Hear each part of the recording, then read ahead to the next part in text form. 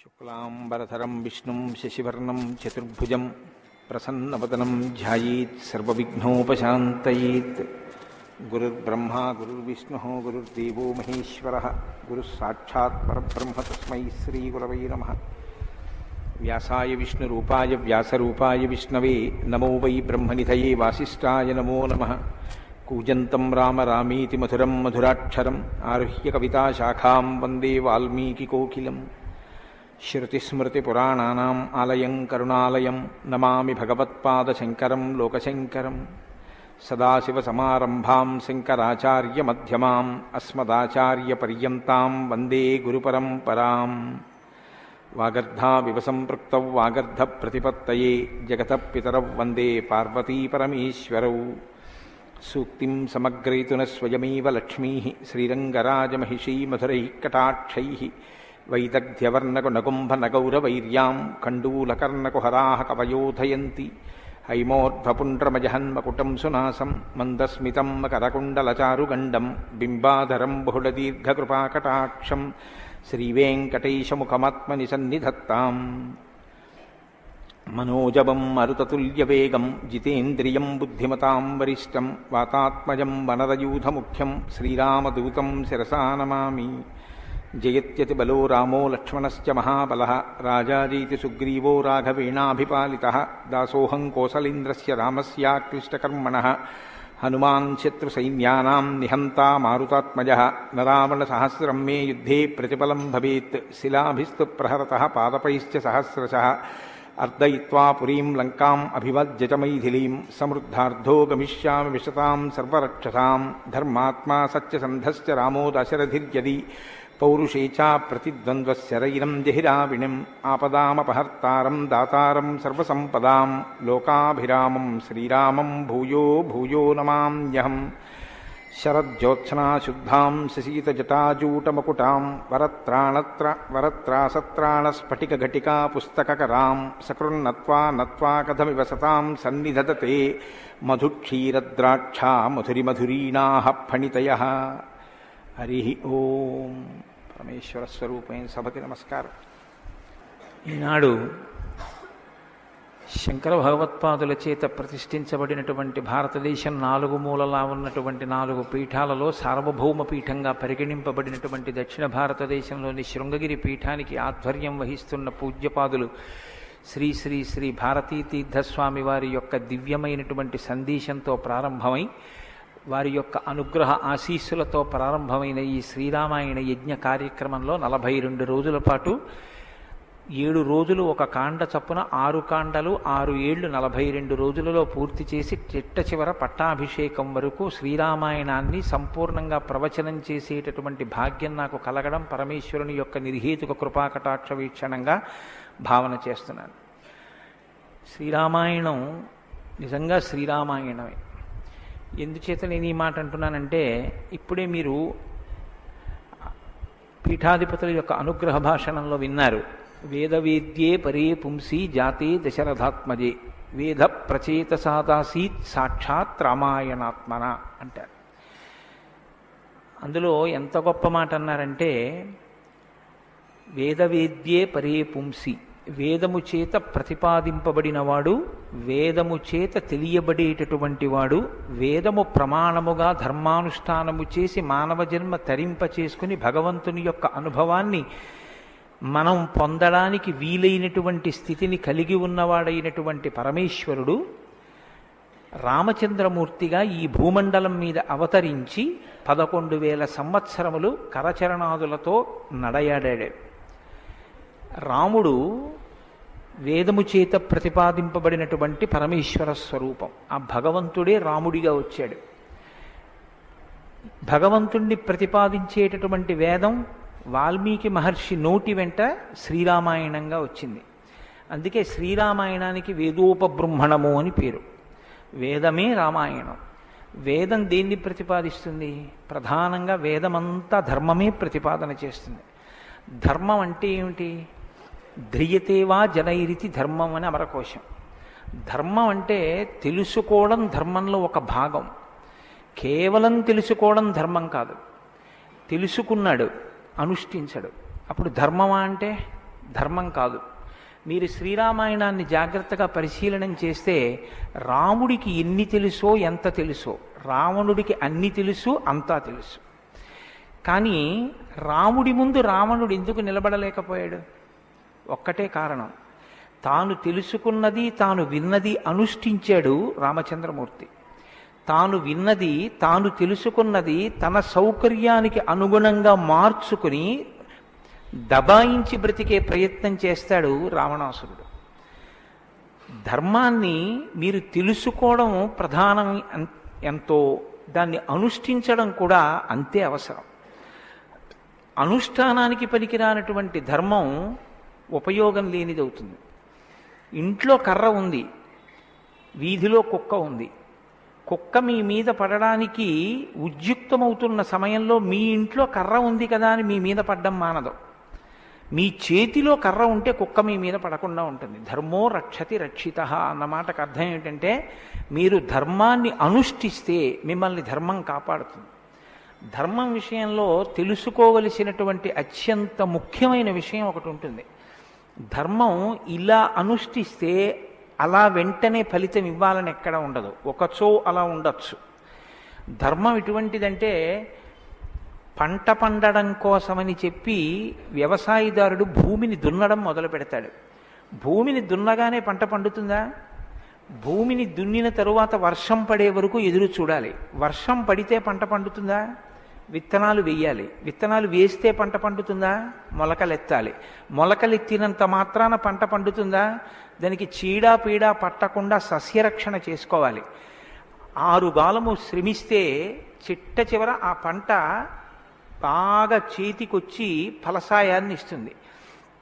అప్పుడు కోత కోసి తెచ్చి పొలం గట్టున వేసి బస్తాలకెత్తి ఇంటికి తీసుకెళ్లి దాచుకునే పర్యంతము పండిన పంట మీ చేతికి వచ్చింది అని నమ్మకంగా చెప్పడం సాధ్యం కాదు. ధర్మం కూడా అంతే. ఇవాళ మీరు ధర్మం చేశారు అని వెంటనే ఫలితం ఇవ్వదు. అధర్మం కూడా అంతే. మీరు ఇవాళ అధర్మం చేశారు అని వెంటనే ఫలితం ఇవ్వదు. లోకంలో మీరు చూస్తూ ఉంటారు, ఒక్కొక్కడు చాలా పాపాచరణముతో ఉంటాడు, ఈశ్వరుని యందు భక్తి ఉండదు, శాస్త్రం ఏది వద్దందో అది చేస్తూ ఉంటాడు, కానీ సర్వసుఖములను అనుభవిస్తూ ఉంటాడు. మనకేమనిపిస్తుందంటే, ఆయన ఈశ్వరుణ్ణి ధిక్కరించాడు కదా, ఆయన ఏం ధర్మం పాటించట్లేదు కదా, ఆయన ఏం వేద ప్రమాణాన్ని అంగీకరించట్లేదు కదా, ఆయన సంతోషంగా సుఖంగా ఉన్నాడు. అన్నీ విని అన్నీ నమ్మి అన్నీ విశ్వసించి వేదమును ప్రమాణముగా స్వీకరించి ధర్మమును అనుష్ఠించినటువంటి నేను కష్టాలు పడుతున్నాను, ఏమిటి ఉపయోగం ఈ ధర్మం పట్టుకుంటే అనిపిస్తుంది. ధర్మం పట్టుకోవడం ఎటువంటిది అంటే, పంట పండడం కోసమని పొలం దున్నడం లాంటిది. పొలం దున్ని కష్టపడిన వాడికి పంట ఎప్పటికైనా చేతికొచ్చినట్టే. ధర్మాన్ని అనుష్ఠించిన వాడికి కూడా ధర్మం కాపాడి తీరుతుంది. అధర్మం ఇంటికి అంటుకున్నటువంటి చిన్న మంట లాంటిది. చిన్న మంటే కదా నన్ను ఏం చేస్తుందని పడుకున్న వాడికి చిట్ట చివర ఇల్లంతా ఎలా కాలిపోతుందో, అధర్మంలో మనం ఉన్నామని తెలుసుకుని అధర్మ పథంలోంచి బయటికి వచ్చే ప్రయత్నం చేయకపోతే చిట్ట చివరికి జరిగేటటువంటి పరిణామం కూడా అలాగే ఉంటుంది. కాంచన లంక ఉంది, అంత బలగం ఉంది, అంత గొప్ప సుఖాలు అనుభవించాడు, 10 తలకాయలున్నాయి, గొప్ప తపస్సు ఉంది, ఈశ్వరుడి యొక్క అనుగ్రహాన్ని పొందాడు, పరమేశ్వరుణ్ణి సాకారంగా దర్శనం చేశాడు, పుష్పక విమానం ఎక్కి ప్రపంచమంతా తిరిగాడు. చిట్ట చివరికి ఏమయ్యాడు? అధర్మాన్ని పట్టుకున్నందుకు కడుపున పుట్టినటువంటి బిడ్డల దగ్గర నుండి భార్య చిట్ట చివర ఏడుస్తూ యుద్ధభూమిలోకి వచ్చి, నువ్వు అధర్మాన్ని పాటించడం వల్లే ఇటువంటి చావు చచ్చావని మండోదరి గుండెలు బాదుకుని ఏడిచేటటువంటి స్థితిని రావణుడు పొందాడు. ప్రతి క్షణం ధర్మాన్ని అనుష్ఠించాడు. ఎంత ఓపికగా అనుష్ఠించాడంటే, ఎన్ని కష్టాలైనా రాని ఆయనకి కావలసింది మాత్రం ఒక్కటే, ధర్మం. ధర్మమా సుఖమా, ధర్మమా కష్టమా, ధర్మమా ప్రయోజనమా, ధర్మమా అడ్డదారా, ధర్మమా కోరిక తీరడమా, మీరు పక్కన ఏవి పెట్టి చూడండి, శ్రీరామచంద్రమూర్తి జీవితం అంతా ఒకటే, ధర్మమే. వాళ్ళన్నాడు, సుగ్రీవుడితో ఎందుకు స్నేహం చేశావు? నాతో స్నేహం చేస్తే రావణాసురుణ్ణి నిగ్రహించి నీ భార్యని వెంటనే ఇప్పిద్దును, ఎందుకు సుగ్రీవుడితో స్నేహం చేశావని అడిగాడు. నాకు కావలసింది ధర్మం, అధర్మాన్ని పాటించేటటువంటి నీతోటి స్నేహం వల్ల నా భార్యని తెచ్చుకోవడం నాకు అక్కర్లేదు, అందుకు నిన్ను నిగ్రహించానన్నాడు. తండ్రి మరణించాడు, చెక్కు చెదరలేదు. భార్యను అపహరించారు, చెక్కు చెదరలేదు. రాజ్యం పోయింది, చెక్కు చెదరలేదు. జటాయువు మరణించాడు, చెక్కు చెదరలేదు. ఇలా కాదన్నయ్య, ఈ మార్గాన్ని విడిచిపెట్టి ఇలా వెళ్ళన్నాడు. తోడ పుట్టినటువంటి లక్ష్మణమూర్తి నాకొద్దన్నాడు. కన్న తల్లి కౌసల్య అంది, నీ తండ్రి ఇటువంటి దురాత్ముడు కాబట్టి నన్ను కూడా నీతో తీసుకెళ్ళండి. వద్దమ్మా, ధర్మం ప్రధానం అన్నాడు. ఎన్ని పర్యాయాలు ఆయన మాట్లాడితే ధర్మం ధర్మం ధర్మం. అయితే ఇక్కడ మీరు ఒక మాట గమనించవలసి ఉంటుంది. ధర్మం అంటే ఏది ధర్మం? కోటేశ్వరరావు గారు చెప్తే ధర్మం అవుతుందా? లేకపోతే ఎవరో నేను ఇది చెప్తానండి ఇది ధర్మం అంటే అవుతుందా? మనం చెప్తే ధర్మం అవదు, వేదం చెప్తే ధర్మం అవుతుంది. వేదం ఏది చెప్పిందో అది ధర్మం. వేదమునకు వ్యతిరేకముగా చెప్పనటువంటి స్మృతి చెప్పినది ధర్మం. వేదమునకు వ్యతిరేకంగా చెప్పని స్మృతి చెప్పిన మాట పాటించిన వాడిది ధర్మం. ఆ ధర్మం ఎవడు పట్టుకుంటాడో వాడే శ్రీరాముడు. ఆ ధర్మాన్ని ఎవడు పట్టుకుంటాడో వాడు అంతిమంగా పొందేది ఏదంటే విజయమే. 11,000 సంవత్సరములు ఈ భూమండలాన్ని పరిపాలించినటువంటి రామచంద్రమూర్తి పడనటువంటి కష్టం లేదు. ఇన్ని కష్టాలు పడుతున్నా ఆయన ఇతరులకు సుఖాన్ని ఇచ్చాడు, ఇతరులకు ఆనందం ఇచ్చాడు, ఇతరులకు సంతోషం ఇచ్చాడు తప్ప నేనింత కష్టంలో ఉన్నాను మీరెందుకు నవ్వాలని ఆయన ఎన్నడూ అడగలేదు. అందుకే రాముడు యోగి అన్నారు పెద్దలు. యోగి అంటే పైన ఎన్ని కష్టాలైనా రావచ్చు, కానీ లోపల మాత్రం తాను నిర్వికారంగా ఉంటాడు. అందుకే పుట్టినది కూడా నవమి తిథి నాడు పుట్టాడు మహానుభావుడు.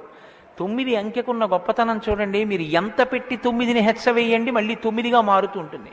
9 ఒకట్ల 9, 9 2 18, 8 1 9, 9 3 27, 7 2 9, 9 4 36, 6 3 9, 9 5 45, 5 4 9. ఏం చేసినా మళ్ళీ 9 అవుతూ ఉంటుంది. ఎన్ని కష్టాలు బయట రానివ్వండి, ఎన్ని వైక్లభ్యాలు కలగనివ్వండి, లోపల మాత్రం రాముడు ఎప్పుడూ ధర్మాన్నే పట్టుకుని ఉంటాడు. ధర్మాన్ని పట్టుకోవడం అంటే రాముడు రామాయణంలో మాట్లాడింది మీరు గమనించాలి. ఎప్పుడైనా రామాయణం చదవడం, రామాయణం వినడం అంటే ఒక్క పర్యాయం అని మీరు అనుకోకండి. రామాయణాన్ని బహుకోణాలలో చదవండి. రాముడు మాట్లాడితే అని రామాయణం చదవండి ఒకసారి. రాముడు ఎప్పుడు నేను ఇలా చెప్తాను అని అనడు. రాముడు ఎప్పుడు చెప్పినా ఎలా చెప్తాడంటే ఋషులు ఇలా చెప్పారంటాడు, పెద్దలు ఇలా చెప్పారంటాడు, శాస్త్రం ఇలా చెప్పిందంటాడు తప్ప నేను ఇలా చెప్తానన్నాడు రాముడు. తన నిర్ణయం కాదు, తాను ఏది చెప్పాలో కాదు, శాస్త్రం ఏం చెప్పిందో చెప్తాడు, ఋషులు ఏం చెప్పారో చెప్తాడు, పెద్దలు ఏం చెప్పారో చెప్తాడు, తాను ఎందుకు ధర్మాన్ని అనుష్ఠిస్తున్నానో చెప్తాడు. తన జీవితాన్ని ఆదర్శవంతంగా తీసుకొచ్చి మనుష్య జాతికంతటికి ఫలంగా అందించాడు. అటువంటి ధర్మాత్ముడైనటువంటి రామచంద్రమూర్తి మనుష్యుడిగా అవతారాన్ని స్వీకరించి ఉండకపోతే అసలు మనుష్యుని యొక్క జన్మ ప్రయోజనం ఇంత గొప్పవాడా మనిషి అన్న విషయమే లోకానికి అర్థమయ్యుండేది కాదు. ఎందుకంటే మీరు ఒక విషయాన్ని జాగ్రత్తగా గమనించండి. రామావతార స్వీకారానికి ముందరే రామనామం లోకంలో ఉంది. రామావతారానికి ముందు రామనామం లేకపోతే వాల్మీకి మహర్షికి రామనామాన్ని ఎలాగా ఉపదేశం చేశారు ఋషులు? ఆయనకి ఉపదేశం చేసిన తరువాత కదా రామచంద్రమూర్తి అవతారం వచ్చింది. ఆయన వాల్మీకిగా మారిన తరువాత కదా రాముడు పుట్టింది. కాబట్టి రామ అన్న నామం సాక్షాత్తు ఈశ్వరుడు యొక్క నామం. అది రమయతీతి రామ, లోకులనందరినీ రమింపచేసేటటువంటి నామం. అంతటి మహోత్కృష్టమైనటువంటి శీల సంపద కలిగినటువంటి వాడు రామచంద్రమూర్తి. అందుకే రామాయణాన్ని రామచంద్రమూర్తిని ఎంతకాలం మనుష్య జాతి ఆరాధన చేస్తుందో అంతకాలం మానవత్వం బ్రతికుంటుంది.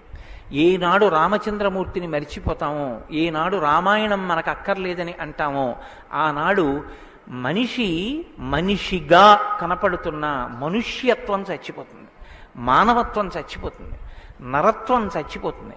అది పోయిన నాడు నరజన్మ యొక్క ప్రయోజనమే పోతుంది. అందుకే మీరు చూడండి, విష్ణువు దశావతారములను స్వీకరించారు. వేదోద్ధారణ మందరాభరణ పృథ్వీధర్మ నిర్మాణ ప్రహ్లాదత్రాణ బలిప్రతారణ నృపాహంకార నిర్వాపన వైదేహీరమణ ధనంజయ జయ వ్యాపార పారీణ క్షోణీ దివ్యత్కరుణ తమోహరణ తండ్రి వెంకటేశ ప్రభో. ఇన్ని అవతారాలు స్వీకరించినా ఆ అవతార పరిసమాప్తి అయిపోయిన తరువాత మనం పిలిస్తే ఇక లక్ష్మీనారాయణులని పిలుస్తాం. ఒక వామనమూర్తి అవతార పరిసమాప్తి అయిపోయింది, ఏమంటాం? లక్ష్మీనారాయణులు. ఒక పరశురాముడు, లక్ష్మీనారాయణులు. ఒక మత్స్యావతారం, లక్ష్మీనారాయణులు. ఒక్క సీతారాముల అవతారంలో మాత్రం యుగాలు మారిపోయినా ఆ అవతారాన్ని సీతారాములని పిలుస్తాం. భార్యాభర్తలు ఎలా బతకాలో నేర్పినటువంటి అవతారం రామావతారం. అన్నదమ్ములు ఎలా బతకాలో నేర్పిన అవతారం రామావతారం. తండ్రి కొడుకులు ఎలా బతకాలో నేర్పిన అవతారం రామావతారం. ఒక ఉద్యోగి యజమాని ఎలా బతకాలో నేర్పిన అవతారం రామావతారం. చివరికి ఎంత కష్టం కడుపులో ఉన్న రాజారాముడిగా సింహాసనం మీద కూర్చోవలసి వస్తే ప్రజల్ని కన్నబిడ్డల్లా పరిపాలించగలిగినటువంటి ధర్మాన్ని నిలబెట్టుకోగలిగినటువంటి సంపూర్ణత్వాన్ని సంతరించుకున్నటువంటి మనుష్య స్థితిని పొందిన అవతారం రామావతారం. మీకు జీవితంలో అనుష్ఠాన పర్యంతంలో ఎక్కడ ఏ విషయం గురించి అనుమానం వచ్చినా మీకు రామాయణం జీర్ణమైతే మీకు వెంటనే శ్రీరామాయణం జ్ఞాపకానికి వస్తుంది. అప్పుడు రాముడు ఇలా ప్రవర్తించాడు అని మీకు జ్ఞాపకం వస్తుంది. రామాయణం మీకు జీర్ణమైతే మీ భాష తీరు మారిపోతుంది. రామాయణం మీకు జీర్ణమైతే మాట ఎంత గొప్పదో మీకు అర్థమవుతుంది. నేను అందుకే మీకు మనవి చేశాను, రామాయణాన్ని రామాయణంగా చదవకండి అని.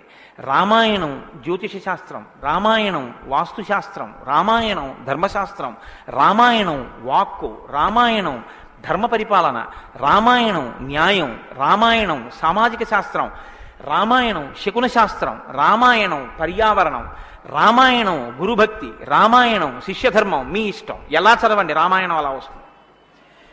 మీకిచ్చినది మట్టి ముద్ద, మీరు దాంతో మూకుడు చేసుకుంటారో, పళ్ళెం చేసుకుంటారో, ప్రమిద చేసుకుంటారో, గిన్నె చేసుకుంటారో, గరిట చేసుకుంటారో మీ ఇష్టం. రామాయణాన్ని మీరు ఎలా చూడాలనుకుంటే మీకు అలా కనపడుతుంది. శ్రీరామాయణానికి ఉన్న గొప్పతనం ఏమిటంటే వాల్మీకి మహర్షి ఎవ్వరికీ కూడా కితాబులు ఇవ్వరు. రావణాసురుడు దుష్టుడని వాల్మీకి మహర్షి అనరు. వాల్మీకి మహర్షి చెప్పేది ఇలా చేశాడని చెప్తారు. తెల్లవారకట్ట లేచాడు, పరస్త్రీ పట్ల కామంతో మనసు కదిలింది. నీకు నచ్చి నీకు కూడా అలా ఉండాలనుకుంటే నీ ఇష్టం, నీ తల కూడా తెగిపోతుంది. నీవు కూడా పుత్రమిత్ర కళత్రాదులతో భంగపాటు పొందుతావు. రాముడు నిద్రలేస్తూనే నదీ స్నానం చేసి సంధ్యావందనం చేశాడు. నువ్వు రాముడిలా ఉండాలనుకుంటే 7 తరాలు తరిస్తాయి. నీకేది కావాలో నువ్వు నిర్ణయించుకో. రాముడు గొప్పవాడని చెప్పరు, రావణుడు తక్కువవాడని చెప్పరు. నువ్వేది తెలుసుకోవాలో అది నువ్వు తెలుసుకుని అనుష్ఠించాలి. అది శ్రీరామాయణం యొక్క గొప్పతనం. అంత గొప్ప అవతారంలో రాముడు ఎప్పుడు మాట్లాడినా ఋషివాక్కుని సమర్థిస్తాడు. రాముడు ఎప్పుడు మాట్లాడినా వేదవాక్కుని సమర్థిస్తాడు. రాముడు ఎప్పుడు మాట్లాడినా ధర్మాన్ని సమర్థిస్తాడు. ఇది మీరు బాగా జ్ఞాపకం పెట్టుకోవాలి. మనం శ్రీరామాయణం వింటున్నది శృంగగిరి పీఠంలో వింటున్నాం. అదేమిటండి పీఠ శాఖ కదా అని మీరు అనొచ్చు. ఆత్మావై పుత్రనామాసి, కొడుక్కి తండ్రికి అభేదం. బింబం ఎందులోంచి వచ్చిందో ఆ బింబం వచ్చినటువంటిది లేదా ప్రతిబింబం పుట్టిన బింబం రెండూ ఒకటే. అద్దం ముందు నిలబడితే నా ప్రతిబింబం కనబడితే ఆ ప్రతిబింబం బొట్టు పెట్టుకోలేదనుకోండి, దిక్కుమాలిన ప్రతిబింబమా బొట్టు పెట్టుకోవద్దా, తప్పు కదా అని ప్రతిబింబానికి బొట్టు పెడితే నాకు బొట్టు వస్తుందా? బింబానికి బొట్టెట్టుకుంటే ప్రతిబింబానికి బొట్టు వస్తుంది. బింబానికి ప్రతిబింబానికి తండ్రికి కొడుక్కి గురువుకి శిష్యుడికి అభేదమైతే గుంటూరు శృంగగిరి పీఠ శాఖకి ఎక్కడో కర్ణాటక రాష్ట్రంలో ఉన్న శృంగగిరి పీఠానికి నా దృష్టిలో అభేదం. శృంగగిరి పీఠంలో కూర్చుని శ్రీరామాయణ ప్రవచనం చెయ్యవలసి వస్తే నేను ఒక మాట చెప్పకుండా రామాయణాన్ని ప్రారంభించేస్తే నేను ఒక పొరపాటు చేసిన వాడిని అవుతాను. ఇన్ని పీఠాల్ని స్థాపించినటువంటి శంకర భగవత్పాదులు అవతార పరిసమాప్తి చేస్తూ ఒక మాట చెప్పారు. వేదో నిత్యమధీయతాం తదుదితం కర్మస్వనుష్ఠీయతాం. ప్రతిరోజు వేదం చదువుకో. నువ్వు చేసే ఏ కర్మ అయినా వేదం ఎలా చెప్పిందో అలాగే చెయ్యి. అంతేకాని నీ స్వంత బుద్ధితో ఏ పనిని చెయ్యవద్దు. వేదో నిత్యమధీయతాం తదుదితం స్వకర్మస్వనుష్ఠీయతాం దుస్తర్కాస్తు విరమ్యతాం. ఈశ్వరుడు నోరిచ్చాడు కదా అని నీ చిత్తం వచ్చినట్టుగా వాదనలు చేయవద్దు. నువ్వు ఏది మాట్లాడినా శృతిశిరపక్షస్వనుష్ఠీయతాం. ఉపనిషత్తులు ఏం చెప్పాయో, వేదం ఏం చెప్పిందో దాన్ని సమర్థించడానికి నీ వాగ్బలాన్ని ఉపయోగించు. అంతేకాని ఈశ్వరుడు వాక్కు ఇచ్చాడు కదా అని నీ ఇష్టం వచ్చినట్టు నువ్వు మాట్లాడితే చూడలేదు, లెక్క కట్టుకోలేడని నువ్వు అనుకోవద్దు. లెక్క కట్టేవాడు ఒకడు ఉన్నాడు. మీరు చూడండి, 84 లక్షల జీవరాశులు ఈ ప్రపంచంలో ఉన్నాయి. 84 లక్షల జీవరాశుల్లో 83,99,999 జీవరాశులకి వాక్కు లేదు. ఒక్క నరజన్మకే వాక్కు ఉంది. మళ్ళీ ఈ నరజన్మలో కొంతమంది మాత్రమే ఆ మాట చెప్పగలరు. కొంతమంది నరులుగా జన్మించిన నోరు విప్పి రామా అని గట్టిగా అనరా అంటే రామా అని అనలేరు. అది వారి దురదృష్టం. కానీ మనం భగవన్నామమును పలకగలం. భగవన్నామం పలికి తరించగలిగినటువంటి భాగ్యం మనకుంది. హరునకు విభీషణున కద్రిజకున్ తిరుమంత్రరాజమై కరికి నహల్యకున్ ద్రుపదకన్యకు నార్తి హరించు చుట్టమై బరగిన ఎట్టి నీ పతితపావన నామము నాదు జిహ్వపై నిరంతరము నటింపచేయుమి కదా చరధి కరుణాపయోనిధి అని వేడుకున్నాడు గోపరాజు గారు. నాకేం అక్కర్లేదయ్యా స్వామి, నీ నామం నా నాలుక మీద నర్తింపచేయవయ్యా చాలన్నాడు. పవి పుష్పంబగు అగ్ని మంచగు నాకూపారం భూమిస్థలంబగు శత్రుండతిమిత్రుడవు విషము దివ్యాహారమౌ నిన్నగా అవనీమండలి లోపలం శివ శివేచ్ఛాభాషణోల్లాసకిన్ శివ నీ నామము సర్వవస్యకరమౌ శ్రీకాళహస్తీశ్వర. నాకు నీ శివనామం నా నాలుక మీద నర్తించాలని కోరుకున్నాడు ధూర్జటి. భగవన్నామం చెప్పుకుంటే చాలని ఆ నామం ఉన్నందుకు వెంపర్లాడారు. అంత్యకాలమునందు ఆయాసమున నిన్ను తలుచునో తలపనో తలతునిపుడి నరసింహ నరసింహ నరసింహ లక్ష్మీ చ దానవంతక కోటి భానుతేజ గోవింద గోవింద గోవింద సర్వేశ పన్నగాధిపశాయి పద్మనాభ అని 2 చేతులిచ్చి నమస్కారం చేసి చిట్ట చివర ప్రాణం పోయేటప్పుడు ఆవేళ యమదూతల అగ్రహంబున వచ్చి ప్రాణముల్ పెకలించి పట్టునప్పుడు కపవాత పైత్యముల్ కప్పగా శ్రమచేత కంపముద్భవమంది కష్టపడుచు నారాయణాయంచు నా జిహ్వతో నిన్ను పిలుతునో శ్రమచేత పిలువలేనో నాటికిప్పుడు నీ నామస్మరణ చేతు చెవినిడవయ్య భూషణ వికాస శ్రీధర్మపుర నివాస దుష్ట సంహార నరసింహ దురిత దూరాన్ని గుండెలు బాదుకున్నాడు నరసింహచతక కర్త. ఆ భగవన్నామం పలికేటటువంటి భాగ్యం ఉన్న ఏకైక ప్రాణి సృష్టిలో కేవలం మనుష్యుడే. అటువంటి మనుష్యుడికి ఇచ్చినటువంటి అదనపు వరం భగవత్ కథాశ్రవణం. ఈశ్వర కథ వినగలడు. ఆ ఈశ్వర కథ వింటేనే సమస్త సంసార భ్రమణ పరితాపోపశమనం అంటారు శంకర భగవత్పాదులు. గలంతి శంభోత్వచ్చరిత సరిత కిల్బిషరజో దళంతి ధీకుల్యాశరతి పతంతి విజయతాం దిశంతి సంసార భ్రమణ పరితాపోపశమనం వసంతి మచ్చేతో హృదవు విశివానందలహరి అంటారు.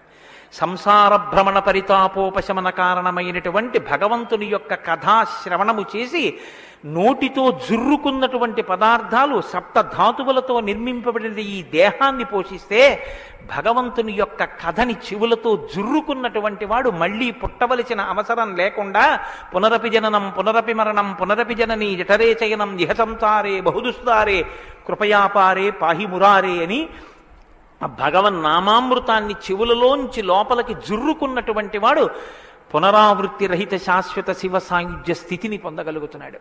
ఇటువంటి భాగ్యం కలిగినటువంటి ప్రాణి మనుష్యుడు. ఆ మనుష్యుని యొక్క జీవితం ఎంత గొప్పదో, అసలు నరుడంతే ఎంత గొప్పవాడో నిరూపించినటువంటి అవతారం రామావతారం. నరుడిగా జన్మించి రామ కథ వినకపోతే, రాముని యొక్క గొప్పతనాన్ని వినకపోతే, రాముడు మనకి చేసిన మహోపకారం ఏమిటో తెలుసుకుని కృతజ్ఞతలు ఆవిష్కరించకపోతే అంతకన్నా కృతజ్ఞుడు వేరొకడు ఉండడు. నేను ఈ మాట ఎందుకు అంటున్నానో తెలుసా అండి?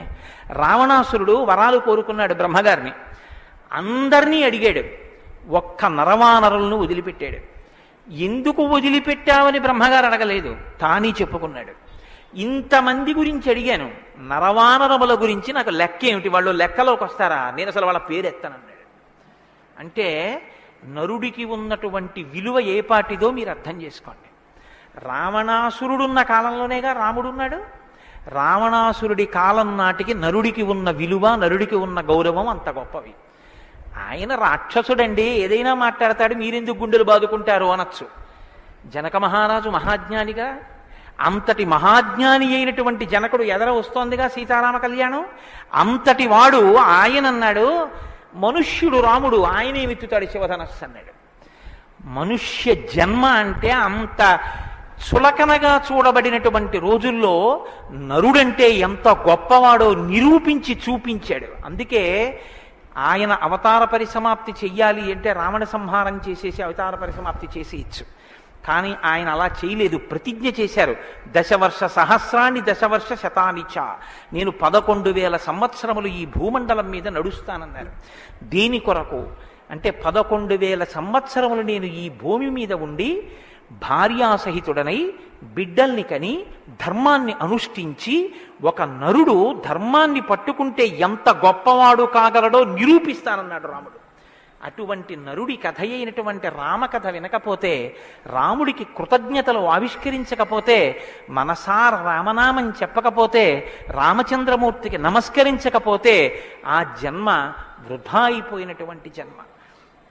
అంతటి మహాత్ముడు రామచంద్రమూర్తి. కాబట్టి వేదవేద్యే పరే పుంసీ జాతే దశరథాత్మజే వేద ప్రచేతసాదాసీత్ సాక్షాత్ రామాయణాత్మన.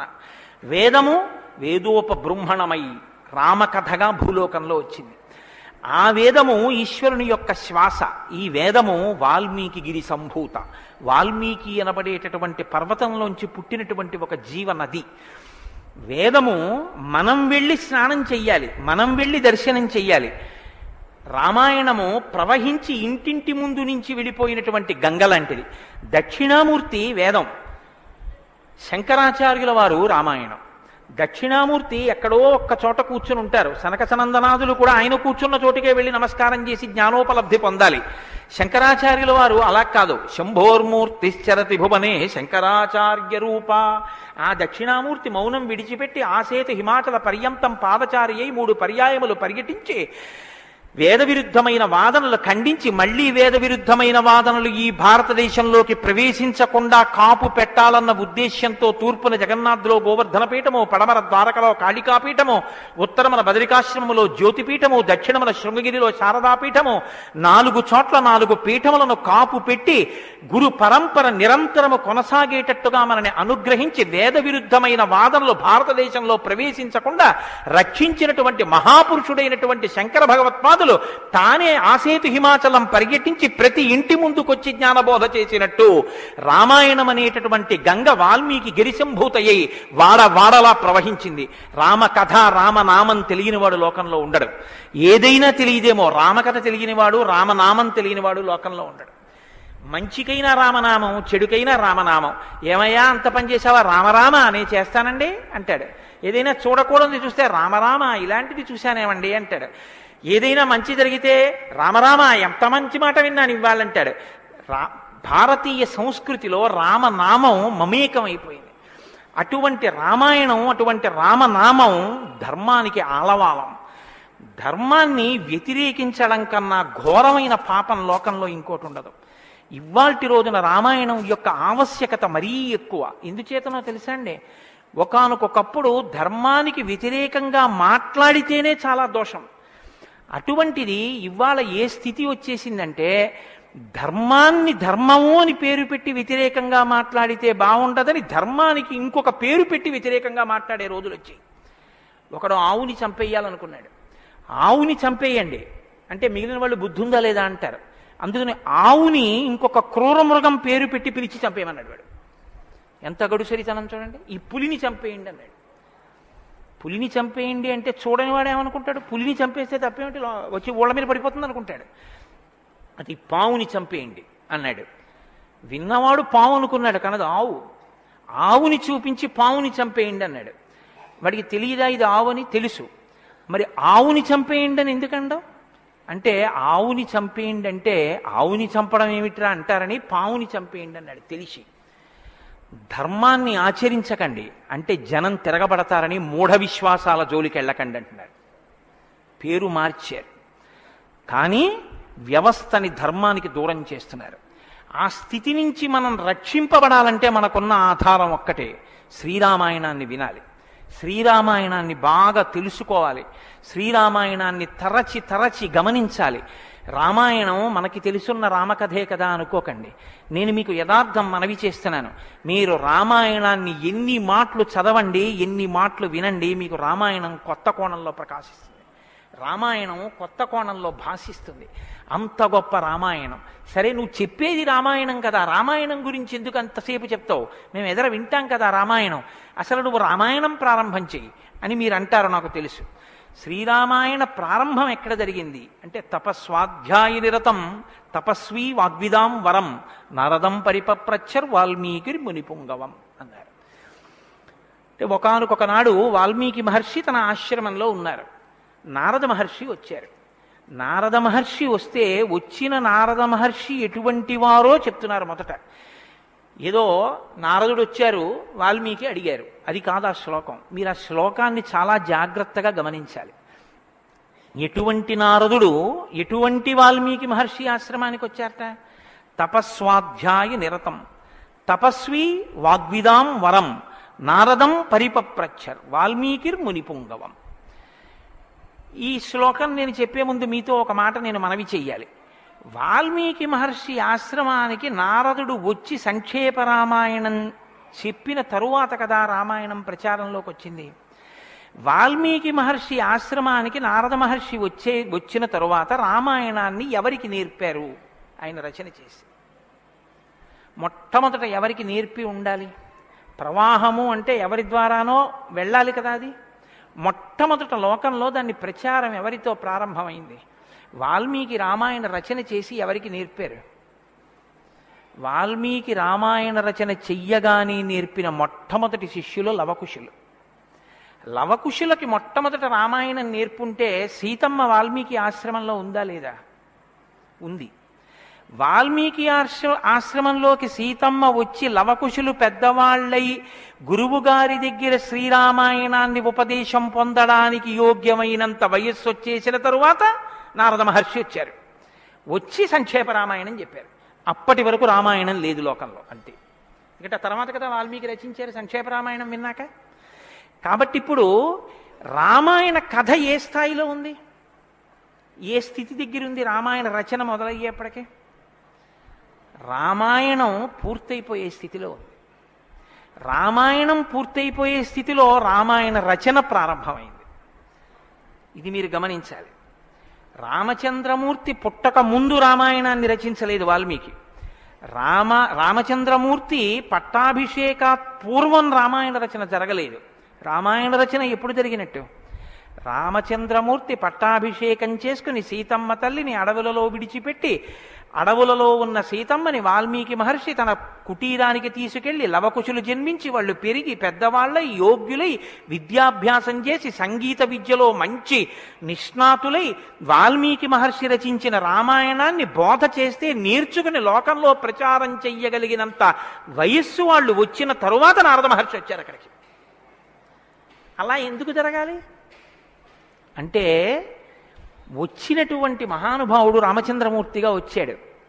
మనుష్యుడిగా నడిచి చూపించేశాడు. అప్పటికే 11,000 సంవత్సరాలు ఇంచుమించు పూర్తయిపోతున్నాయి. జరిగిన కథ జరిగిపోయింది. జరిగిన కథ జరిగిపోయిన తర్వాత ఇప్పుడు వచ్చాడు నారదుడు. ఇప్పుడు జరిగిపోయిన కథలో అడుగు తీసి అడుగు వేస్తే ధర్మం రామాయణంలో. అడుగు తీసి అడుగేస్తే ఎంత కథ చెప్పాలండి నారదుడు వాల్మీకి మహర్షికి? రాముడు పుట్టుక ముందు దగ్గర నుంచి చాలా కష్టపడి రాముడు ఇలా మాట్లాడాడు, రాముడు అలా మాట్లాడాడు, సీతమ్మ రాముడి దగ్గరికి ఇలా వెళ్ళింది, దశరథ మహారాజు గారి దగ్గరికి రాముడు ఇలా వెళ్ళాడు, రాముడు కౌసల్య దగ్గరికి ఇలా వెళ్ళాడు, రాముడితో ఇలా మాట్లాడాడు, ఇవన్నీ నారదుడు చెప్పాలి. నారదుడు ఎలా చెప్పగలడు? చెప్పగలడు. సర్వజ్ఞుడు, మహానుభావుడు, గురుస్వరూపం కాబట్టి చెప్పగలడు. కానీ అలా చెప్తూ వెడితే రామాయణం ఎవరు చెప్పినట్టు అవుతుంది? నారదుడు చెప్పింది వాల్మీకి రాసింది అవుతుంది. మరి వాల్మీకి రామాయణ రచన చేశారని మనం ఎలా చెప్తున్నాం? ఒకటే కారణం, సంక్షేప రామాయణమే నారదుడు చెప్పాడు. కేవలం ఒక 100 శ్లోకాల దగ్గరలో రామకథని ఒక్కసారి అలా చిన్న మాల కింద అల్లి చెప్పి వెళ్ళిపోయాడంతే. మిగిలిన రామకథ రాముడు ఎలా కదిలాడో, ఎలా అడుగేశాడో, ఎలా నడిచాడో, ఎలా మాట్లాడాడో ఇవన్నీ వాల్మీకి మహర్షికి కనపడ్డాయి. ఎప్పుడు? అయిపోయాక కదండి.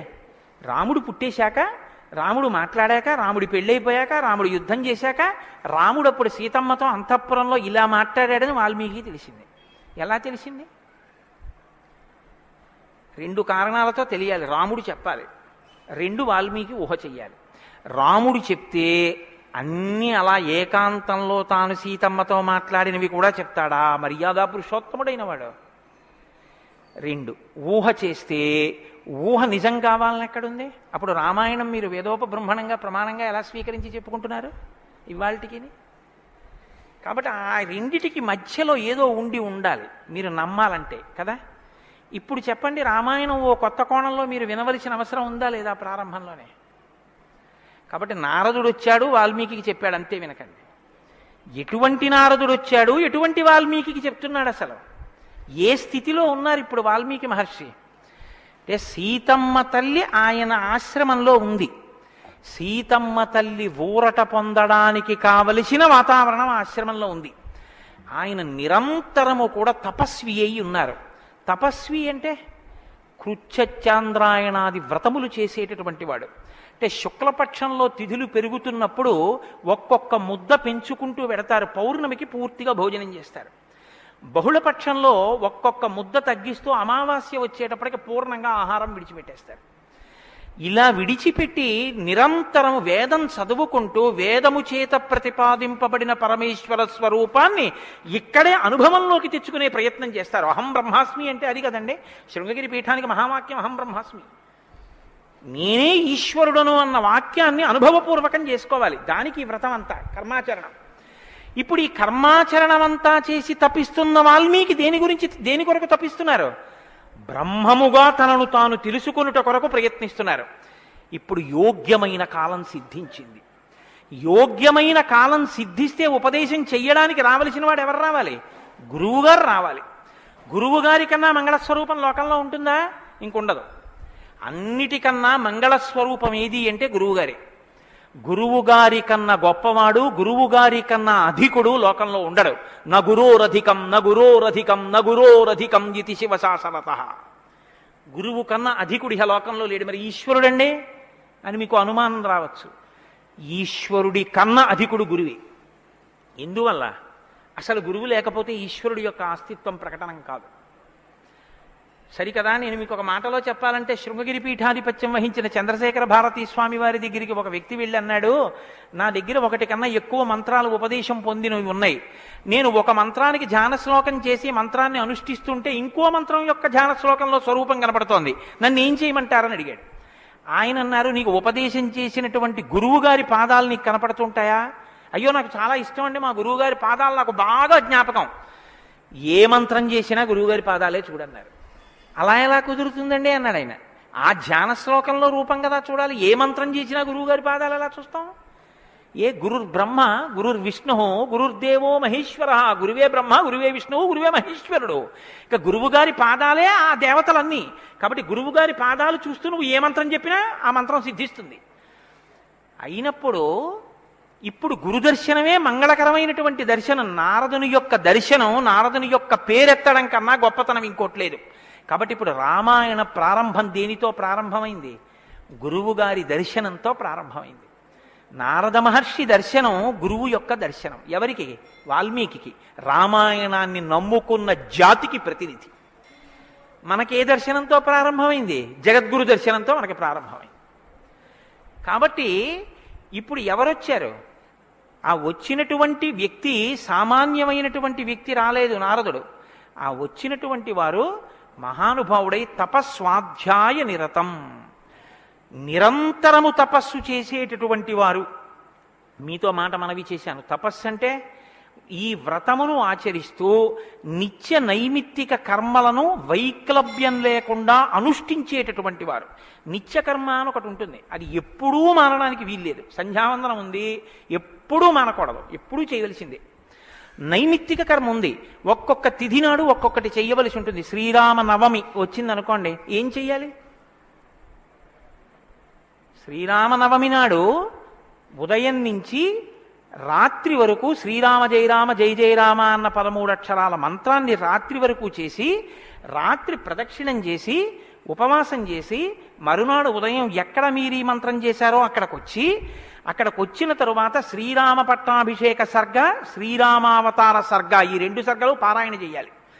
ఈ 2 పారాయణ చేసి, మొన్న శ్రీరామనవమి నాడు మేము కాకినాడలో అయ్యప్ప స్వామి దేవాలయంలో చేశాం అవి.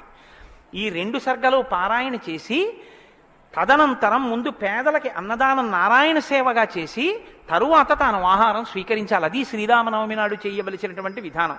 దీన్ని నైమిత్తిక తిథి ఆచరణము అంటారు. ఒక్కొక్క తిథి ఒక్కొక్కలా చెయ్యాలి. నిత్యకర్మ చేస్తూ నైమిత్తిక తిథులను చేస్తూ కృత్యచరాంద్రాయణాది వ్రతములను చేస్తూ ఎప్పుడూ వేదాన్ని అలా చదువుకుంటూ వేదము చెప్పినటువంటి హృదయాన్ని, వేదము చెప్పినటువంటి మంత్రములలో ఉన్న సారమును అవగతం చేసుకుని బ్రహ్మమును అనుభవంలోకి తెచ్చుకునేటటువంటి ప్రయత్నం చెయ్యడానికి ఉపకరణంగా ఈ శరీరాన్ని వాడుకుంటున్నవారు. ఎంత తేడా ఉందో మీరు గమనించండి. మనం ఏం చేస్తామంటే ఈ శరీరాన్ని పోషించి ఈ శరీరము వలన ఎన్ని సుఖములు పొందవచ్చో అన్ని సుఖములను పొందడానికి సాధనంగా దీన్ని వాడతాం. ఇది ఎందుకు అంటే దీంతో అబ్బో ఎన్ని రుచులు చూస్తాడో, దీనికి ఎన్ని స్పర్శ సుఖాలు ఇస్తాడో, దీంతో ఎన్ని వినకూడనివి వింటాడో, దీంతో ఎన్ని పీల్చకూడనివి పీలుస్తాడో. వాళ్ళేం చేస్తారంటే దీన్ని సాధనంగా చేసుకుని దీన్ని ఎలా వాడుకోవాలో అలా వాడుకుంటూ దీన్ని అడ్డు పెట్టుకుని దీని ద్వారా దేన్ని తెలుసుకున్న తర్వాత ఇది పడిపోయినా పర్వాలేదో అది తెలుసుకోవడానికి ఉపకరణంగా దీన్ని వాడుకుంటారు. ఏమిటో నువ్వు అలా అన్నావు కానీ ఆ మాట ఏం స్పష్టంగా లేదని మీరు అంటారు, నాకు తెలుసు. భగవాన్ రమణుల మాటల్లో చెప్తే మీకు స్పష్టంగా అర్థమవుతుంది. ఇప్పుడు నేను అన్న మాటకి తెలుసుకోవలసినది తెలుసుకునేంత వరకు దీన్ని ఉపకరణంగా వాడుకోవడం అంటే ఏమిటని అడిగారు రమణ మహర్షి. ఆయన అన్నారు, భోజనం చేశాక విస్తర అవతల పారేయడం. విస్తరని ఏం చేస్తారండి? బాదమాకులు తెచ్చి చీపురు పుల్లలు తెచ్చి సన్నగా చీల్చి ముక్కలు చేసి అన్నం తినేటప్పుడు ఊడిపోయి అన్నంలో కలిసిపోకుండా జాగ్రత్తగా కుట్టి ఆకు తెచ్చి వేసుకుని నీళ్లు జల్లి తుడిచి పదార్థాలు వేసుకుని అన్నమంతా తిని ఉత్తరాపోసనం పట్టిన తర్వాత అప్పుడు తీసుకెళ్లి ఆకు వీధిలో పెంటకుప్ప మీద పారేస్తారు. అంతేగాని ఆకు పుట్టింది ఎందుకు అంటే ఆకు కుట్టింది ఎందుకు అంటే చివరి పెంటకుప్ప మీద పారేయడమేనండి, అందుకు పారేస్తాం అంటారా?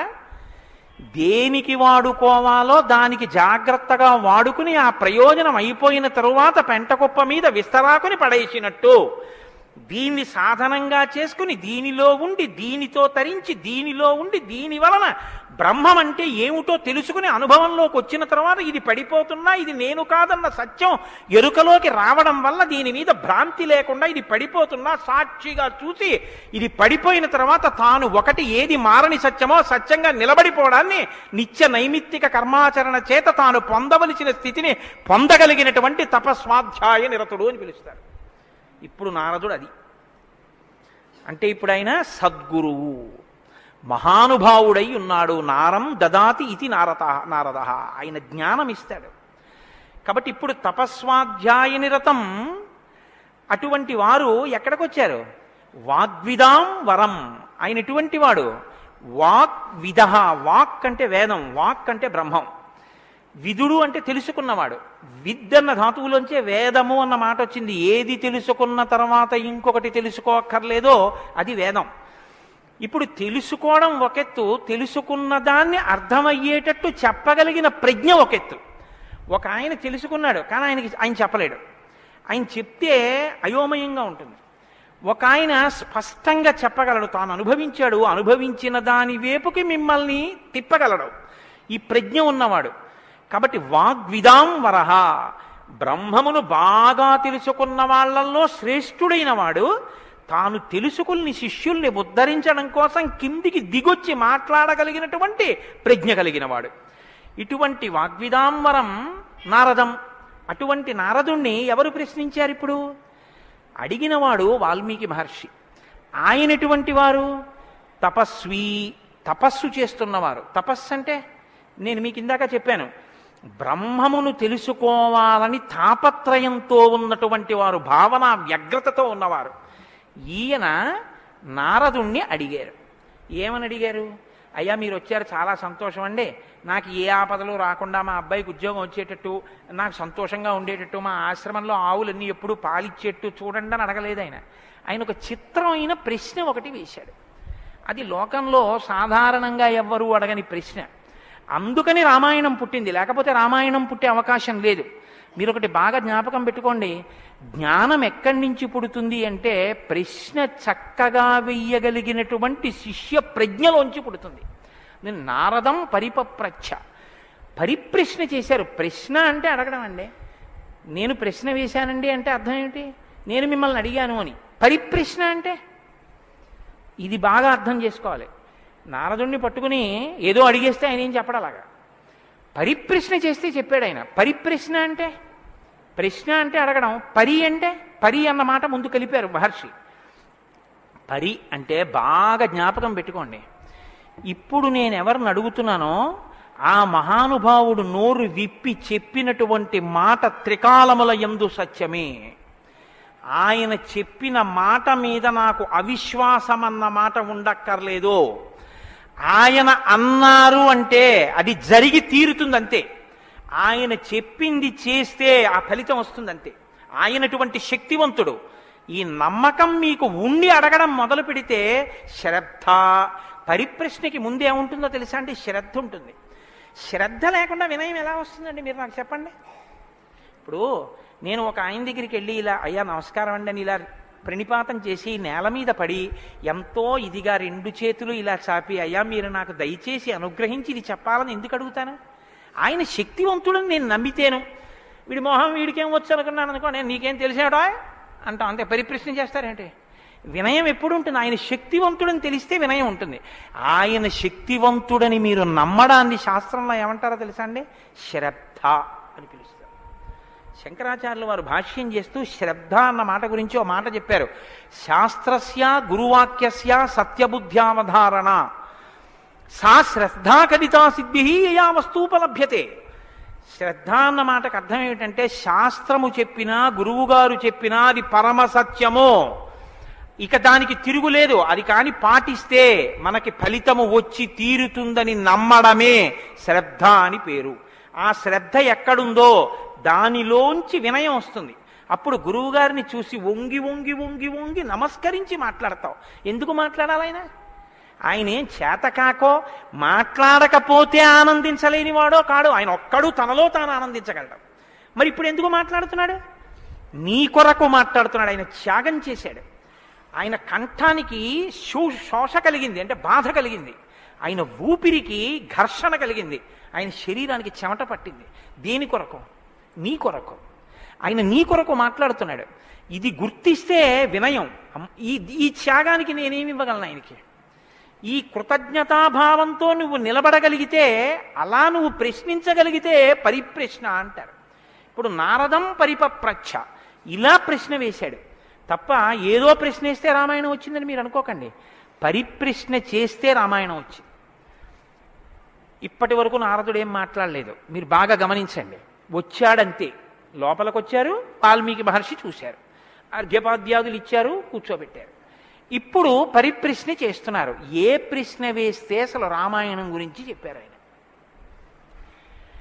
వాల్మీకి మహర్షి అడిగిన ప్రశ్న ఏమిటంటే ఆయన్ని, కోన్వస్మిన్ సాంప్రదం లోకే గుణవాన్ కస్య వీర్యవాన్ ధర్మజ్ఞశ్చ కృతజ్ఞశ్చ సత్యవాక్యో దృఢవ్రతః చారిత్రేణ చ కోయుక్తః సర్వభూతేషు కోహితః విద్వాన్ కః కస్సమర్థశ్చ కస్యైక ప్రియదర్శనః ఆత్మవాన్ కో జితక్రోధో ద్యుతిమాన్ కో ననసూయకః కస్య బిభ్యతి దేవాశ్చ జాతరోషస్య సంయుగే.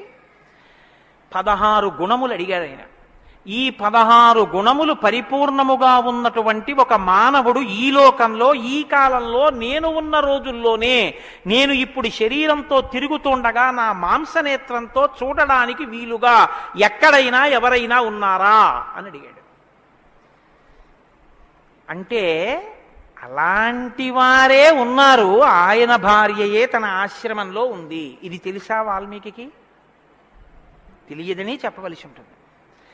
మరి ఇప్పుడు ఎందుకు వచ్చింది ఈ ప్రశ్న ఆయన నోటి వెంట? అమ్మవారు వచ్చింది కాబట్టి వచ్చింది. అమ్మవారు ఎందుకు వచ్చింది? అసలు రహస్యం ఏమిటంటే, రామాయణం లోకానికి అందాలంటే సీతమ్మ యొక్క సేవాభాగ్యం వాల్మీకి లభించాలి. సీతమ్మ సేవాభాగ్యమే శారదాదేవి సేవాభాగ్యం.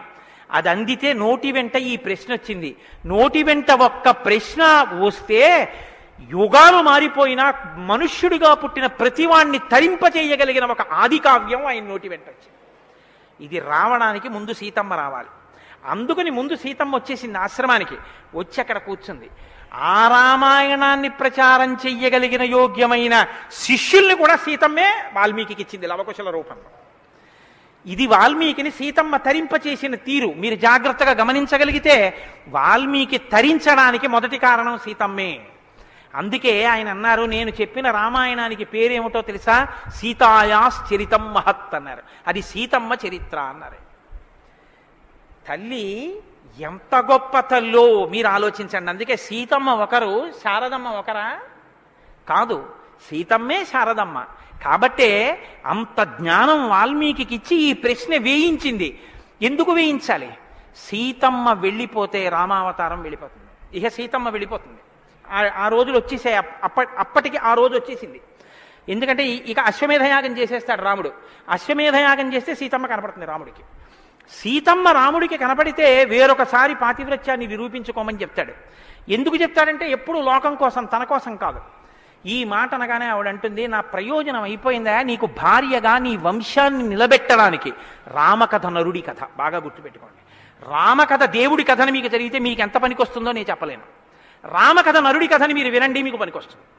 అందుకే సీతమ్మ ఈ మాట అంది, నేను ఎందుకు వచ్చానో తెలుసా నీ పక్కకి? నీ వంశం తరించాలి. నీ వంశం తరించాలంటే నీకు పితృరుణం తీరాలి. పితృరుణం తీరాలంటే నీకు బిడ్డలు కనాలి. నీకు బిడ్డలు పుట్టాలి అంటే నా సహకారం ఉండాలి.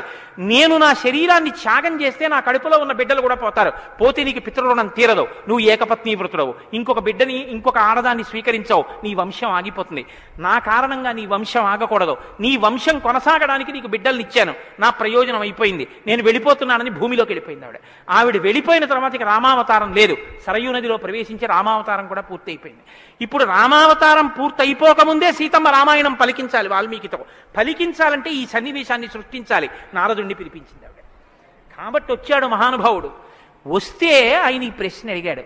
ఇప్పుడింత ఆర్తితో ఈ ప్రశ్న అనుకోకుండా నోటి వెంట వస్తే తప్ప రామాయణ కథ ప్రారంభం కాదు. అందుకని అడిగాడు, కోన్వస్మిన్ సాంప్రతంలోకే గుణవాన్ కస్య వీర్యవాన్. ఈ కాలంలో నారద మహర్షి ఇప్పుడు నేను చూడడానికి వీలుగా నేను అడిగిన మహానుభావుడు ఎవరైనా ఉన్నాడా? ఎవరు? 16 గుణములున్నవాడై ఉండాలి. గుణమన్న మాటకు అర్థం ఏమిటి? తాను గురుముఖత నేర్చుకున్నటువంటి విద్య ఏ కాలమునందు ప్రవర్తనలో ఎలా ప్రకాశించాలో అలా ప్రకాశిస్తే అది గుణముగా కనపడుతుంది. మా గురువుగారు నన్ను, నాయనా ఒరే కోటేశ్వరరావు, గోవులకు సేవ చెయ్యరా అని చెప్పారనుకోండి. నేను అలా గుళ్ళోకి వెళ్ళిపోతున్నాను. ఓ అరడజన అరటిపళ్ళు పట్టుకుని దేవాలయంలోకి వెడుతున్నాను. ఒక ఆవు నా వంక చూసి ఇలా ఇలా ఇలా ఇలా నోరు చాపింది. నేను ఆ ఆవుని దవడ మీద ఒక్క దెబ్బ కొట్టి గుళ్ళోకి వెళ్ళాను. మా గురువుగారు సంతోషించచ్చా? మా గురువుగారు చెప్పారు, రే పరాశక్తికి ఆవుకి తేడా లేదురా అని చెప్పారు. ఇప్పుడు నేనేం చెప్పాలి? నేను లోపలికి వెళ్ళి అర్చకుడికి ఇస్తే నివేదన చేస్తాడు. ఇక్కడో నా తల్లి ఎదురొచ్చి నా దగ్గర ప్రత్యక్షంగా తింటానని అడుగుతోంది. అమ్మ ఏమి భాగ్యం, అక్కడ ఇంకా తొక్క తీసి పెట్టాలి, ఇక్కడ తొక్కతో తినడానికి సిద్ధంగా ఉన్నావు. నా చేత్తో పెట్టుకుంటాను. 2 చెప్పులు ఇప్పి గభాల్లో 2 అరటిపళ్ళు నేను పెట్టాలి. పెడితే నేను గురువాక్యాన్ని అనుష్ఠానంలోకి తెచ్చుకున్నవాడిని. ఇప్పుడు గుణముగా ప్రకాశిస్తుంది. కోటేశ్వరరావు గారండే వాళ్ళ గురువు గారు చెప్పింది గుర్తుపెట్టుకుని ఆవుకి 2 అరటిపళ్ళు పెట్టాడు. అదో గుణం. అంటే నేను నా గురించి చెప్పుకుంటున్నాను అనుకోకండి. నేనే అటువంటి పుణ్యకార్యాలు చేసిన వాడిని కాదు మహాప్రభు. ఏదో ఉదాహరణకి చెప్పానంతే. అదే స్వోత్కర్ష కోసం చెప్పిన వాడిని కాదు. కాబట్టి గుణము అంటే విన్నది, చదువుకున్నది, ప్రవర్తనయందు ఆ సందర్భంలో ప్రకటనమైతే, ప్రకాశిస్తే గుణం అవుతుంది. అలా ఉన్నాయా ఎవరికైనా? అలా ఉన్నవాడు ఉన్నాడా? గురువుగారి దగ్గర నేర్చుకున్నవి అనుష్ఠానంలోకి వచ్చేటప్పటికి గురువు ఏం చెప్పారో అలా ప్రవర్తించిన వాడు ఉన్నాడా? మీరు ఇలా వినండి రామాయణాన్ని. ఇంక తర్వాత కోన్వస్మిన్ సంప్రదంలోకే ఎప్పుడో కాదు వామనమూర్తి ఉన్నారు, నరసింహావతారం ఉందని చెప్పకు. ఇప్పుడున్నాడా? ఇది వాల్మీకి ప్రశ్న. కోన్వస్మిన్ సంప్రదంలోకే గుణవాన్ కస్య వీర్యవాన్. వీర్యవాన్ అంటే వీర్యవంతుడు ఉన్నాడా? వీర్యవంతుడంటే ఎటువంటి యుద్ధం వచ్చినా చెక్కు చెదరకుండా తానుగా నిలబడి తనలో ఏ మార్పు లేకుండా బయట మార్పు తేగలిగిన వాడు, ఎంతమందినైనా పడగొట్టగలిగిన వాడు. అటువంటి వాడు ఉన్నాడా? ఉంటే వీర్యవాన్. కోన్వస్మిన్ సంప్రదంలోకే గుణవాన్ కస్య వీర్యవాన్ ధర్మజ్ఞస్య. ధర్మం తెలుసుకున్నవాడు ఉన్నాడా? ధర్మం తెలియడం అంటే మీరు బాగా గుర్తుపెట్టుకోండి ఒకటి. ధర్మం తెలియడం అంటే ఏమిటో తెలుసా అండి? అధర్మం కూడా తెలియడం. ధర్మమే తెలిస్తే పూర్ణత్వం కాదు. ధర్మం తెలియడం అంటే అధర్మం కూడా తెలియడం. ఏది చెయ్యాలో తెలియడం అంటే ఏది చెయ్యకూడదో కూడా తెలియడం. మీరు కొంచెం ఆలోచించండి. నేను మాట అనేసి వదిలేస్తాను. ఇప్పుడు మీరు జవాబు చెప్పక్కర్లేదు. చెయ్యమన్నది చెయ్యడం తేలిక, చెయ్యొద్దన్నది వదిలేయడం తేలిక. చెయ్యొద్దన్నది వదిలేయడమే చాలా కష్టం. మీరు చూడండి, నేను మంత్రం ఇస్తాను 11 మార్లు చెయ్యండి రోజు, ఒక్క మాట కూడా మీకు కోతి గుర్తు రాకూడదన్నాను అనుకోండి, అలా చేయగలరా? ఇది వద్దు అని ఏదంటామో అదే చేయబుద్ధి వేస్తుంది. దేవుడికి 2 అగరత్తులు పెట్టు అన్నాను అనుకోండి, భయానికో భక్తికో 2 అగరత్తులు వెలిగించేయడం తేలిక. వద్దన్నది చేయకుండా ఉన్నవాడు ప్రజ్ఞావంతుడు. వద్దన్నది చేయకుండా ఉండాలంటే అధర్మం తెలియాలి కదండి. అధర్మం తెలియడం, ధర్మం తెలియడం, ధర్మం పాటించడం, అధర్మం విడిచిపెట్టడం, అధర్మం చేసిన వాడిని కూడా ఉండకుండా చేయడం, ఎందుకంటే వాడి వల్ల ధర్మం వ్యాప్తి చెందకుండా. ఇది ధర్మం తెలియడం.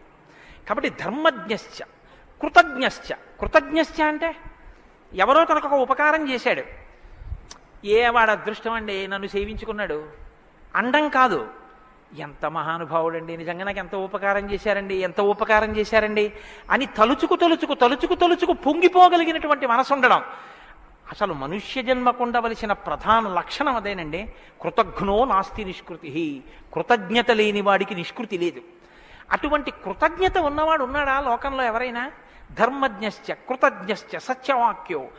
ఎప్పుడూ సత్యమే మాట్లాడాలి, మిన్ను విరిగి మీద పడిపోని నేను సత్యమే చెప్తాను అని వ్రతం పట్టినవాడు ఎవరైనా ఉన్నాడా? సత్యవాక్యో దృఢవ్రత. ఒక పని మొదలు పెడితే అనుకున్నాం కాదండి అది అలా అవుతుందా అందుకని వదిలేశాను లేండి ఇప్పుడు మార్చేశాను సంకల్పం అనకుండా, తాను ఒక్కసారి నోటి వెంట ఇది చేస్తానని అంటే పిడుగులు పడిపోయినా ఆ పని చెయ్యగలిగినటువంటి వాడు, దాన్ని విడిచిపెట్టనటువంటి వాడు, అటువంటి పూనిక ఉన్నవాడు ఉన్నాడా? దృఢవ్రత. కాబట్టి కోన్వస్మిన్ సాంప్రదంలోకే గుణవాన్ కశ్చ వీర్యవాన్ ధర్మజ్ఞశ్చ కృతజ్ఞశ్చ సత్యవాక్యో దృఢవ్రత చారిత్రేణ చకోయుక్త. ఆయన ప్రవర్తనని చూస్తే ఇంకా మీరు వేదం చదవక్కర్లేదు. వేదం చదవక్కర్లేదంటే చదవద్దని కాదు నా ఉద్దేశం. ఆయన ప్రవర్తన చూస్తే ఆయన ఏది చేశారో అదే వేదం చెప్పింది అని గుర్తు. అటువంటి ప్రవర్తన ఉన్నవాడు ఉన్నాడా? పడుకున్నా, లేచినా, మాట్లాడినా, కూర్చున్నా, నించున్నా, నడిచినా, ఏం చేస్తున్నా ధర్మానికి అనుగుణంగా ప్రవర్తించగలిగినటువంటి నడవడి కలిగినటువంటి వాడు లోకంలో ఉన్నాడా? చారిత్రేణ చకోయుక్త సర్వభూతేషు కోహిత. ఇంత బలపరాక్రమాలు ఉండి కూడా సమస్త భూతముల పట్ల దయ కలిగిన వాడు లోకంలో ఉన్నాడా? గుండెల నిండా అంత కారుణ్యం ఉన్నవాడు ఉన్నాడా? సర్వభూతేషు కోహిత విద్వాంకః. తెలుసుకోవలసినవన్నీ సమస్తము తెలుసుకున్నటువంటి విజ్ఞాని ఉన్నాడా? అటువంటి విద్వాంసుడు ఉన్నాడా? విద్వాంకః కస్సమర్థశ్చ. ఎటువంటి పని అయినా సరే వీరు చెయ్యలేరు వీరు చెయ్యలేరు అనొచ్చేమో కానీ ఆయన ఇది చెయ్యలేరని చెప్పడానికి ఒక పని లేకుండా ఏ పనులైనా చెయ్యగలిగిన వాడు ఉన్నాడా? కస్సమర్థశ్చ కశ్చైక ప్రియదర్శన. ఎప్పుడు మీరు చూసినా చూడాలనిపించేట్టుగా ఉండేవాడు ఉన్నాడా?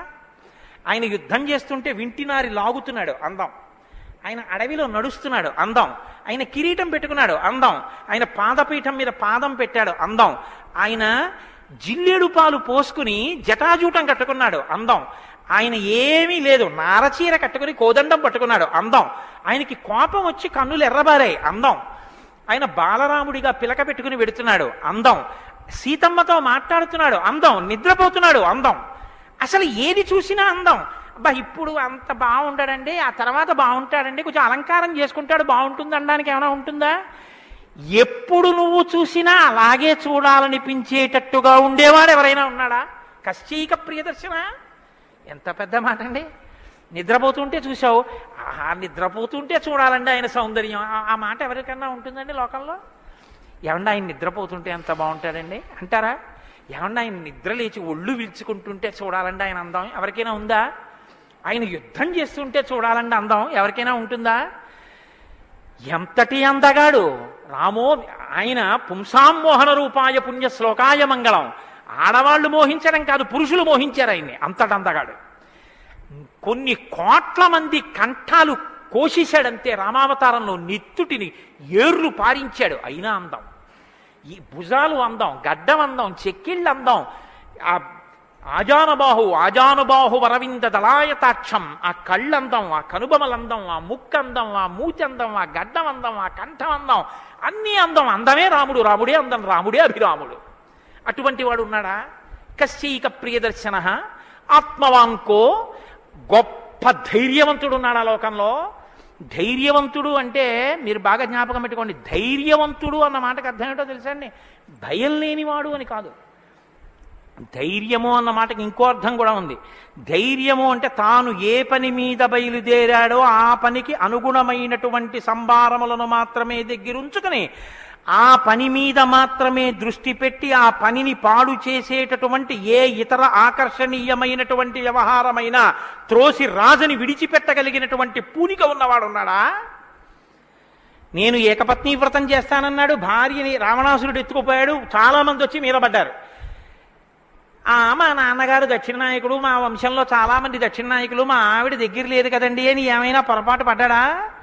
తాను ఏది అన్నాడో రామో దీర్ణాభిభాషతే, 2 మాటలు నాకు రావమ్మా అన్నాడు అంతే. లోకంలో అవతార పరిసమాప్తి వరకు అంతే. అలా ఉండగలిగిన వాడు ఉన్నాడా? ఆత్మవాన్కో జితక్రోధో, కోపాన్ని గెలిచిన వాడు ఉన్నాడా? కోపాన్ని గెలవడం ఏమిటండి? అది ఏమైనా ఎదురుగుండా వచ్చి నిలబడుతుందా? క్రోధం ఎలా గెలుస్తారు అంటే క్రోధం ఎక్కడి నుంచి వస్తుందో మూలస్థానాన్ని గుర్తెరగడం, వికార కారణాన్ని తెలుసుకోవడమే క్రోధాన్ని గెలవడం.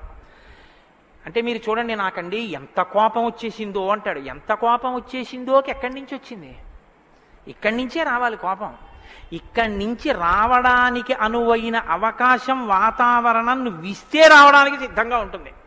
మంట పుట్టడానికి సిద్ధంగా ఉన్నట్టుంటుంది అది. నువ్వు అది పుడితే ఎంత వికారంగా ఉంటావో, నీ ముఖం ఎలా ఉంటుందో, ఎంత జేవురించుకుని ఉంటుందో, ఎలా అరుస్తావో, నీ చేతులు ఎలా ఉంటాయో ఓసారి ఆ టైంలో వీడియో తీసి చూసుకో ఎలా ఉంటుందో. అసహ్యం వేస్తుంది మన మీద. మనకి అదేంటంటే అలా ఉన్నాననిపిస్తుంది. ఇన్ని వికారములు ఇది వస్తే వస్తున్నాయని తెలుసుకుని అది రాకుండా తొక్కి పెట్టగలిగిన వాడు ఉన్నాడా? అలా ఉంటే జితక్రోధో, అలాంటి వాడు ఉన్నాడా లోకంలో? ఆత్మవాన్కో జితక్రోధో ద్యుతిమాన్కో, అపారమైనటువంటి కాంతి కలిగిన వాడు ఉన్నాడా? ద్యుతిమాన్కోననసూయక, అసూయని గెలిచిన వాడు ఉన్నాడా? తనకన్నా గొప్పవాడు కనపడితే ఆహాహా మహాత్ములు ఎంత గొప్ప పరిశ్రమ చేశారో, ఇంత గొప్పవాడు అయ్యాడని నమస్కారం చేసి తెలుసుకోవాలి. తనకన్నా తక్కువవాడు కనపడితే ఈశ్వరానుగ్రహంతో ఈయన వృద్ధిలోకి రావాలనగలగాలి. కిందవాడిని చూసి అహంకరించకూడదు, పైవాడిని చూసి అసూయ పడకూడదు. ఈ 2 ఉన్నవాడు ఉన్నాడా? ద్యుతిమాన్కో ననసూయక కస్య బిభ్యతి దేవాశ్చ జాత రోషస్య సంయుగే. కోపం లేని వాడికి కోపం ఎలా వస్తుంది మరి? అంటే కోపం తెచ్చిపెట్టుకున్నట్టు నటిస్తాడంతే. ఎందుకు నటించాలి అంటే ఏదో పని చక్కబెట్టాలంటే కోపం వచ్చినట్టు ఒకసారి ఇలా అంటాడు. అనేటప్పటికి అమ్మ బాబు ఆయన కోపం వచ్చిందంటే హడిలిపోయి అందరూ జాగ్రత్తగా ఉంటారు.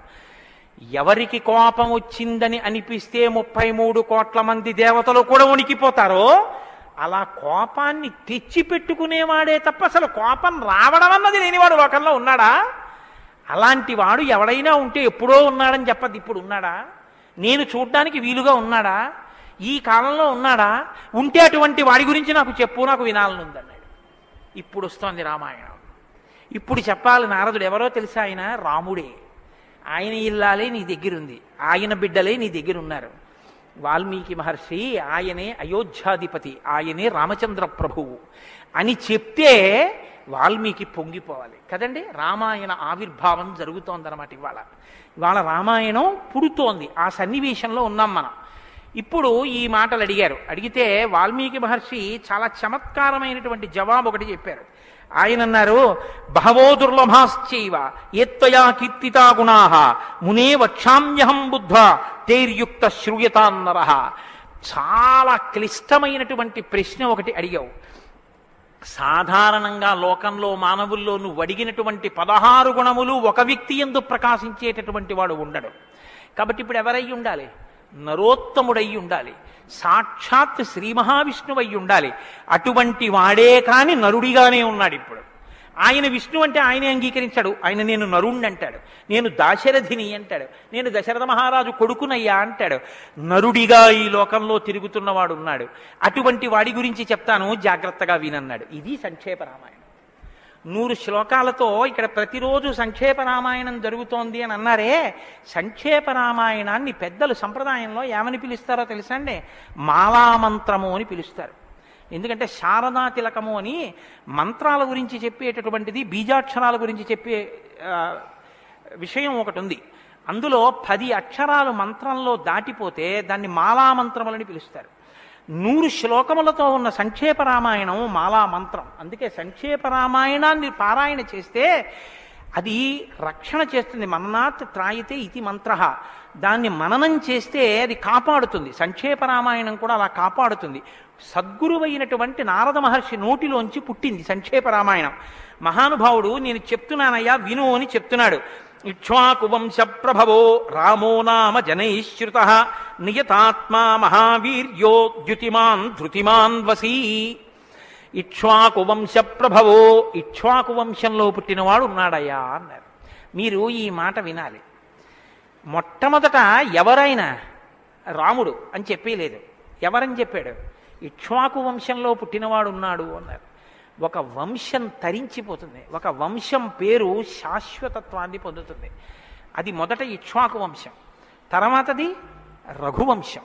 రఘువు పుట్టిన తర్వాత దాన్ని రఘువంశం అన్నారు. వంశం మారిపోలేదు, కానీ వంశం పేరు రఘువంశం అయిపోయింది. ఎలా అయిపోయింది అంటే రఘువు గొప్పతనం అటువంటిది. ఆయన పేరుతో వంశాన్ని పిలిచారు. ఆ వంశంలో పుట్టాడు రామచంద్రమూర్తి. అంత గొప్ప వంశంలో పుట్టాడయా. ఇప్పుడు వంశానికి గొప్పతనం ఎక్కడి నుంచి వచ్చింది?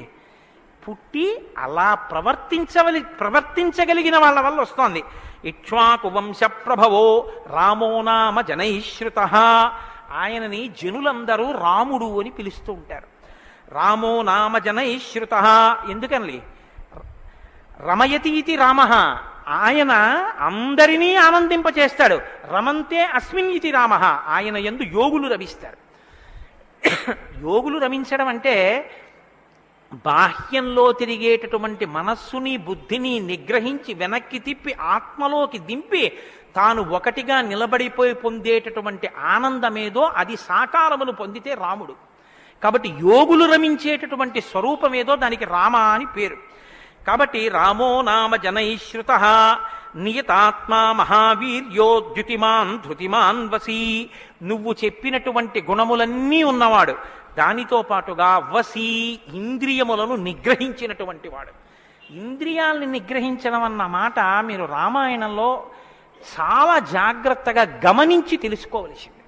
ఇంద్రియాల్ని నిగ్రహించడం అంటే ఏమిటో తెలుసా అండి? మనసు దేన్ని చూస్తే, దేన్ని వింటే కదిలిపోతుందో, ప్రశాంతంగా ఉన్నది అలజడిని పొందుతుందో దాన్ని చూడకుండా, దాన్ని వినకుండా బలవంతంగా నిగ్రహించడం ఎటువంటిదో తెలుసా అండి? ఒక త్రాచుపాము అలా వెళ్ళిపోతోంది. గభాల్ని ఇలా చూశాడు. అయ్య బాబోయ్, త్రాచుపాము పెద్ద గెంతు గెంతాడు. అది అకస్మాత్తుగా ఏమైందంటే ఆ గెంతడంలో త్రాచుపాము యొక్క పడగ మీద 2 కాళ్ళు వేసి తొక్కాడు. ఇప్పుడు త్రాచుపాము తల పైకి ఎత్తలేకపోతోంది. ఇప్పుడు తను త్రాచుపాము నా కాళ్ళ కింద ఉంది, నన్ను ఏం చేస్తుంది అని ఉండగలడని మీరు అనుకుంటున్నారా?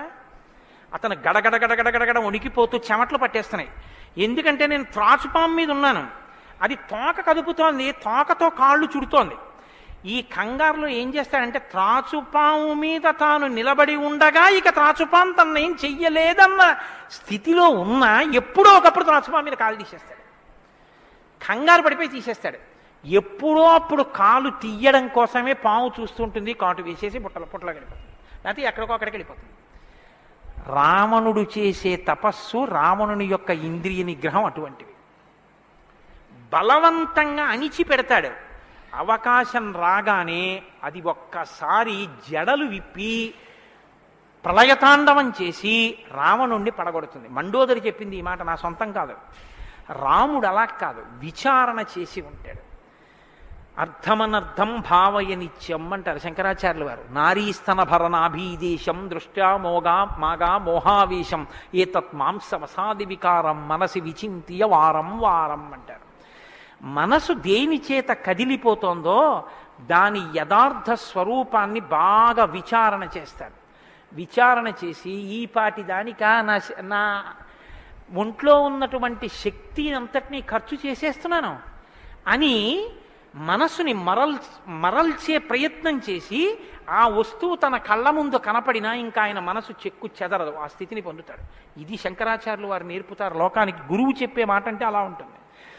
ఆయన ఎంత చమత్కారంగా అన్నారో చూడండి. నారీస్తన భరనాభీదేశం దృష్ట్యామోగా మోహావేశం.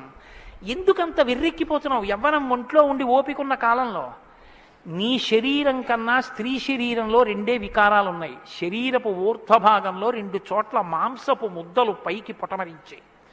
శరీర అధోభాగంలో మాంసము కొంత లోపలికి వెళ్ళి ఉంది. ఈ రెండు వికారాల కోసం నీ శరీరంలో ఉన్న సమస్త శక్తిని నశింప చేసుకున్నావు. ఇదా నీకు నరజన్మ ప్రయోజనం? మనసి విచింతియ వారం వారం, దీన్ని బాగా ఆలోచించు అన్నది. ఇది పట్టుకుందనుకోండి, కంటిని మనసుని కంటితో చూడడం వల్ల కదపగలిగిన మనసుకి ఇప్పుడు ఆ వస్తువు కనపడినా ఇక మనసు కదలదు. ఇది ఇంద్రియ నిగ్రహం అంటారు. ఇంద్రియాలని జయించడం అంటే అది. ఇది రాముడు. అందుకే ధృతిమాన్ వసీ, అపారమైన శక్తితో ఉంటాడు, సంకల్ప శక్తితో ఉంటాడు, ఇంద్రియములను జయించిన వాడై ఉంటాడు. బుద్ధిమాన్ నీతిమాన్ వాగ్మి శ్రీమాన్ శత్రునిబర్హణ విపులాంసో మహాబాహు కంబుగ్రీవో మహాహను. నిజంగా శ్రీరామాయణాన్ని ప్రతి శ్లోకం ప్రతి మాట వ్యాఖ్యానం చేస్తే 42 రోజులు ఏమిటండి? నేను రిటైర్ అయిపోయే వరకు చెప్పినా శ్రీరామాయణం అయ్యేదేం కాదు, కానీ ఏదో 42 రోజుల్లో పూర్తి చేశాను అనిపించుకోవడం అంతే. కాబట్టి బుద్ధిమాన్ నీతిమాన్ వాగ్మి, అన్ని విద్యలు తెలుసున్నవాడు, శ్రీమాన్ ఐశ్వర్యం ఉన్నవాడు, శత్రు నిబర్హణ శత్రువులను నిగ్రహించగలిగినవాడు, విపులాంసో ఎత్తైన మూపున్నవాడు, మహాబాహు బలిశిర బాహువులున్నవాడు, కంబుగ్రీవో శంఖం వంటి కంఠం ఉన్నవాడు, మహాహనుహు చెక్కిళ్ల పైభాగం చాలా ఉన్నతంగా ఉన్నటువంటి వాడు. అటువంటి మహానుభావుడు ఈ లోకంలోనే ఉన్నాడు. ప్రజాపతి సమశ్రీమాం ధాతా రిపునిషూదన రక్షితా జీవలోకస్య ధర్మస్య పరిరక్షిత రక్షితా స్వస్య ధర్మస్య స్వజనస్య చ రక్షిత వేదాంగతత్వజ్ఞో ధనుర్వేదే చ నిష్ఠితః. ఎంత గొప్పగా మాట్లాడారండి నారద మహర్షి. నిజంగా ప్రజాపతి సమశ్రీమాన్, ఈ ప్రపంచాన్నంతటినీ పోషించగలిగినటువంటి వాడు, సాక్షాత్ శ్రీ మహావిష్ణువు. ధాతా రిపునిషూదన శత్రువులను నిగ్రహించగలిగిన వాడు, రక్షితా జీవలోకస్య ఈ లోకాలన్నింటినీ రక్షించగలిగిన వాడు, ధర్మస్య పరిరక్షిత ధర్మాన్ని రక్షించేటటువంటి వాడు. ధర్మాన్ని రక్షిస్తాడు కాబట్టి అధర్మాన్ని నిగ్రహిస్తాడు కూడా. ధర్మస్య పరిరక్షిత రక్షిత స్వస్య ధర్మస్య, తన ధర్మాన్ని తాను రక్షించుకుంటాడు. రక్షిత స్వస్య ధర్మస్య స్వజనస్య చ రక్షిత, అందరినీ రక్షిస్తే మరి స్వజనులు ఎవరు అంటే ఆయననే నమ్ముకుని ఉన్న వాళ్ళెవరో ఆ వారి రక్షణ యందు మరింత అప్రమత్తంగా ఉండేటటువంటి స్వరూపం ఉన్నటువంటి వాడు. అటువంటి వాడు సచ సర్వగుణోపేత కౌసల్యానందవర్ధన సముద్రయివ గాంభీర్యే ధైర్యేణ హిమవానివా. ఇందులోంచేనండి వాల్మీకి మహర్షి చెప్పిన శ్లోకాల్లోంచే తర్వాత ఉపమానాలన్నీ వచ్చాయి. ఇప్పటికీ మనం చూడండి, ఆయన మేరునగ ధీరుడండి అంటాం. ఆయన్ని పోల్చి చెప్పేటప్పుడు హిమవత్పర్వతము వంటి వాడు, సముద్రము వంటి గాంభీర్యం ఉన్నవాడు అని చెప్పారు నారద మహర్షి. సముద్రం చూడండి ఎంత గంభీరంగా ఉంటుందో. సముద్రం కడుపులో ముత్యాలు, రత్నాలు, వజ్రాలు ఇన్నుంటాయి. ఇన్ని ఉన్నా కప్పి ఉంచుతుంది. సముద్రంలో బడబాగ్ని ఉంటుంది, కానీ తాను మాత్రం చల్లగా ఉంటుంది. సముద్రం ఒడ్డుకొస్తుంది, వచ్చి మీ కాళ్ళు తాను కడుగుతుంది. చేతకానిది ఎదురొచ్చి మీ కాళ్ళు కడిగిందని మీరు ధూర్తతనంతో లోపలికెడితే మిమ్మల్ని తనలో కలుపుకుంటుంది. ఎదురొచ్చి మీ దగ్గరికి వస్తోంది కదా అని మీ కాలి చెప్పు తీసి అందులో వేస్తే తీసుకొచ్చి అవతల బారేస్తుంది ఒడ్డున. ఇది సముద్రం యొక్క గాంభీర్యం.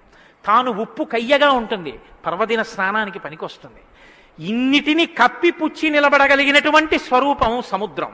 కడుపులో బడబాగ్ని ఉన్నా, సీతాపహరణమే జరిగిన, తండ్రే మరణించిన, రాజ్యమే పోయినా, అరణ్యంలో తిరిగిన, జుట్టు తీసేసిన, జిల్లేడు పాలు పోసుకుని ఆఖరికి ఆ జటలు కట్టుకున్న, నారచీర కట్టుకున్న, పాదాలకి చెప్పులే లేకపోయినా, అగ్నిహోత్రాన్ని చంకన తగిలించుకున్న, అడవిలో మృగాన్ని బాణం పెట్టి కొట్టి చర్మం ఒలిచి మాంసం తీసి తెచ్చి సీతమ్మ వండితే తప్ప తినలేని స్థితిలో రాజారాముడైనటువంటి వాడు బ్రతకవలసి వచ్చిన తెల్లవారుజామున 4 గంటల సమయంలో దాహమేస్తున్న ఏనుగు నదిలో తొండం పెట్టి నీళ్లు తాగడానికి కూడా భయపడినంత చలికాలంలో కూడా వెళ్ళి స్నానం చెయ్యగలిగిన మొనగాడు. ఇన్ని కష్టాలు కడుపులో పెట్టుకుని కూడా పైకి చెక్కు చెదరకుండా ఉండగలిగినటువంటి గంభీరమూర్తి ఆయన యా రాముడంటే అన్నాడు నారదుడు. కాబట్టి సముద్రయివ గాంభీర్యే ధైర్యేణ హిమవానివా, ధైర్యంలో హిమవత్పర్వతం వంటివాడు. పర్వతాన్ని చూడండి, వర్షధారల చేత కొట్టబడుతుంది, పిడుగులు పడిపోతాయి. ఆ పర్వతం మీదే చెట్లు పెరుగుతాయి, ఆ పర్వతం మీదే సింహాలు తిరుగుతాయి, పులులు తిరుగుతాయి, ఆ సముద్రానికి కన్నాలు పెట్టి పావులు పడుకుంటాయి. చిట్టెలుకలు కన్నాలు చేసి ఆ పర్వత పాదాల మీద తిరుగుతూ ఉంటాయి.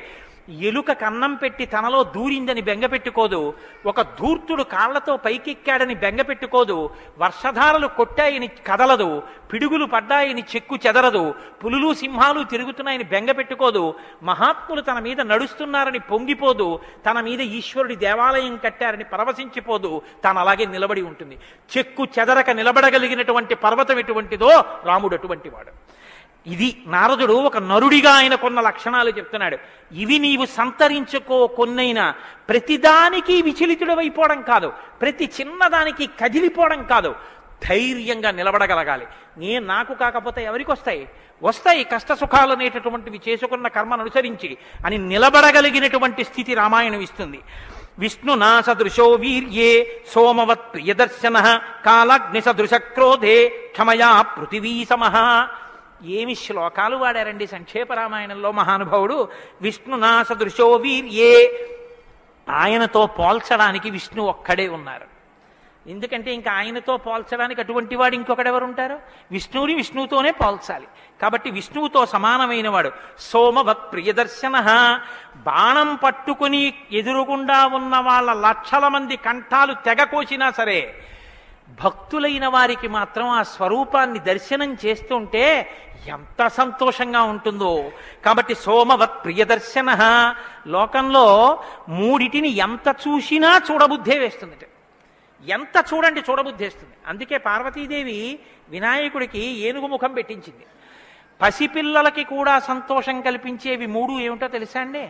గజముఖం, చంద్రబింబం, సముద్రం.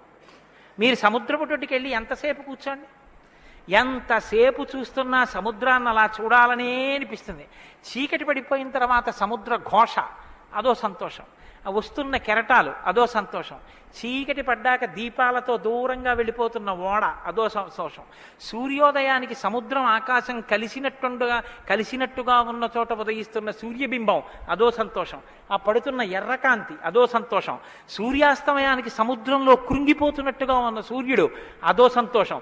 తిక్కన గారు విరాట పర్వంలో అంటారు, రాత్రి అయ్యేటప్పటికి ఆకాశం ఎలా ఉందంటేట మంచి సంపన్నుడైన గృహస్థు ఇంట్లో అలంకారం చేసినటువంటి పడకలా ఉందిట, దాని మీద పువ్వులు అవన్నీ వేస్తే ఎలా ఉందో అలా ఉందిట. సూర్యోదయానికి ఉన్నటువంటి ఆకాశం ఎలా ఉందంటేట, తెల్లవారిన తర్వాత 10 మంది చూస్తే దృష్టిదోషం కలుగుతుందని ఆ ఇంటి ఇల్లాలు దుప్పటి మీద ఉన్న పువ్వులు అవే అన్నీ పోయేటట్టు ఒక్కసారి 2 చేతులతో ఇలా దులిపేస్తే అన్నీ పోయిన తర్వాత దుప్పటి ఎలా ఉందో ఆకాశం ఎలా ఉంది తెల్లారాకంటారు. అలా ఆ సముద్రాన్ని చూస్తుంటే ఎంత అందంగా ఉంటుందో. పసిపిల్లల దగ్గర నుంచి కవుల వరకు జ్ఞానుల వరకు సముద్రం ఆనందమే. పసిపిల్లాడికి ఏం తెలిసనే ఆనందం, వృద్ధుడికి ఏం తెలిసనే ఆనందం. అందరూ సముద్రపు వెళ్ళికి వెళ్ళి ఆనందం పొందుతారు. ఆఖరికి తుఫాను సమయంలో సముద్రం చూడడం అదో సంతోషం కొంతమందికి. కాబట్టి సముద్రం. 2 చంద్రబింబం. చంద్రబింబాన్ని ఎంతసేపు చూడండి సంతోషం.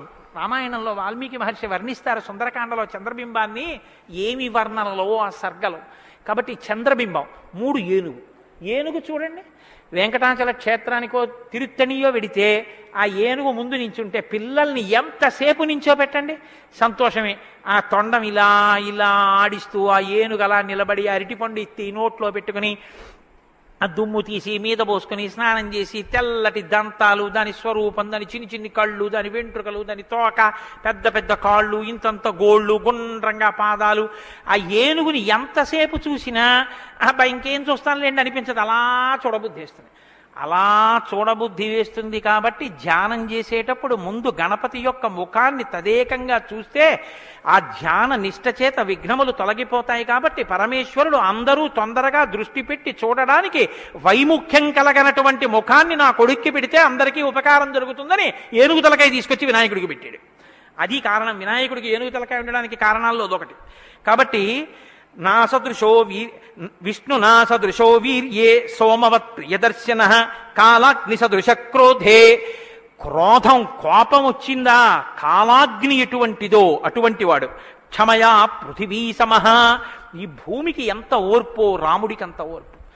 నిద్రలేస్తూనే భూమిని తంతాం, భరిస్తుంది. మలమూత్రాలు భూమి మీద విసర్జిస్తాం, భరిస్తుంది. ఉమ్మి భూమి మీద వేస్తాం, ఊరుకుంటుంది. పోనీ ఏదో పొరపాటున వచ్చింది వేరు, కావాలని ఒక రకమైన తాంబూలం వేసుకుని బొమ్మడమే ప్రయోజనంగా నెత్తురు కక్కుకునేవాడు కక్కుకున్నట్టు భూమి మీద ఎర్రటి మరకలు పడేటట్టు అదే పనిగా ఉమ్మి వేసేటటువంటి వాడిని కూడా భరించినటువంటి భూమాత యొక్క ఓర్పుని ఎంత స్తోత్రం చేయాలి నిజంగా. కాబట్టి అన్నం కావాలి, నాగలి పెట్టి అమ్మ గుండెల మీద చీరుతాం. ఇల్లు కట్టుకోవాలి, శంకుస్థాపన పేరుతో గుణపాలు పెట్టి అమ్మ గుండెల మీద గుచ్చుతాం. ఆఖరికి ఇంత సంపాదించి ఇంత కీర్తి తెచ్చి మా నాన్నగారు, మా బాబాయ్ గారు, మా మేనమావ, మా ఆయన ఇన్ని బంధుత్వాలు పెట్టుకున్న వాళ్ళు ఆ ఊపిరి ఆగిపోగానే తీసుకెళ్లి బయట చిరిగిపోయిన బొంతో చాపో వేసి పడుకోబెట్టి కొత్త చాప తెచ్చి 4 కర్రలకేసి తాడేసి కట్టి తీసుకెళ్లిపోతుంటే ఆఖరణ పుచ్చుకునేది ఈ తల్లి ఒక్కతే. ఎవ్వరు ఇంట్లో ఒక్క రాత్రి కూడా ఉంచుకోరు.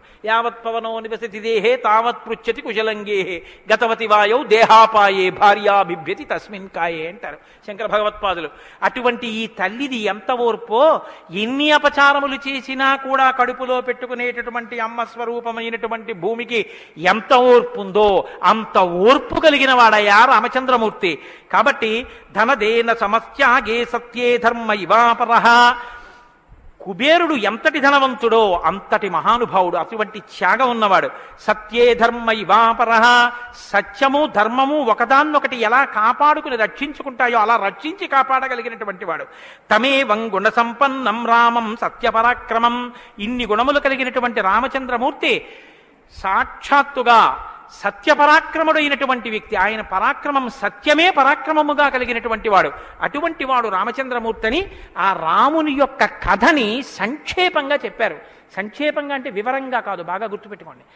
వివరంగా చెప్పలేదు, కేవలం ఏదో విహంగ వీక్షణం అంటారు చూసారా, ఒక్కసారి స్థాళీపులాక న్యాయంగా ఒకసారి అలా చెప్పేశారు. అది ఎంత తేలిగ్గా చెప్పేశారంటే సజగామ వనం వీర ప్రతిజ్ఞామనుపాలయన్ పితుర్వచన నిర్దేశాత్ కైకయ్యా ప్రియకారణాత్ అంటూ. కానీ సంక్షేప రామాయణ శ్లోకాలండి అవి నిజంగా మంత్రాలే. దశరథ మహారాజు గారు లేక లేక లేక లేక సంతానం కలగలేదని బెంగపెట్టుకుని అశ్వమేధయాగం చేసి తత్పాపాన్ని పోగొట్టుకుని పుత్రకామేష్టి చేస్తే యజ్ఞపురుషుడు ఆవిర్భవించి ప్రసాదాన్నిస్తే ఆ పాయసాన్ని అనురూపలైనటువంటి తన భార్యలు స్వీకరిస్తే పెద్ద భార్య అయినటువంటి కౌసల్యాదేవి యొక్క గర్భాన్ని జనించినటువంటి సాక్షాత్తు విష్ణుస్వరూపుడైన ధర్మాత్ముడైన రామచంద్రమూర్తి పినతల్లి అయిన కైకమ్మ 14 సంవత్సరములు అరణ్యవాసం చేసి రాజ్యాభిషేకాన్ని విడిచిపెట్టుకోవాలి రామచంద్రమూర్తిని 2 వరములు రాత్రికి రాత్రి దశరథ మహారాజు గారిని అడ్డుపెట్టి నిగ్రహిస్తే తండ్రిని సత్యవాక్యమునందు నిలబెట్టడం కోసమని రామచంద్రమూర్తి రాజ్యాన్ని పరిత్యజించి నారవస్త్రాలు కట్టుకుని చెప్పులు కూడా విడిచిపెట్టి మహానుభావుడు అరణ్యానికి బయలుదేరి వెళ్ళిపోతున్నారు. ఆ వెళ్ళిపోతున్నటువంటి సమయంలో రామశ్చ దయితా భార్య నిత్యం ప్రాణ సమాహిత జనకస్య కులే జాతా దేవమాయేవ నిర్మిత సర్వలక్షణ సంపన్నా నారీణాం ఉత్తమావధ సీతాప్యనుగత రామం శిశిలం రోహిణీ యథా.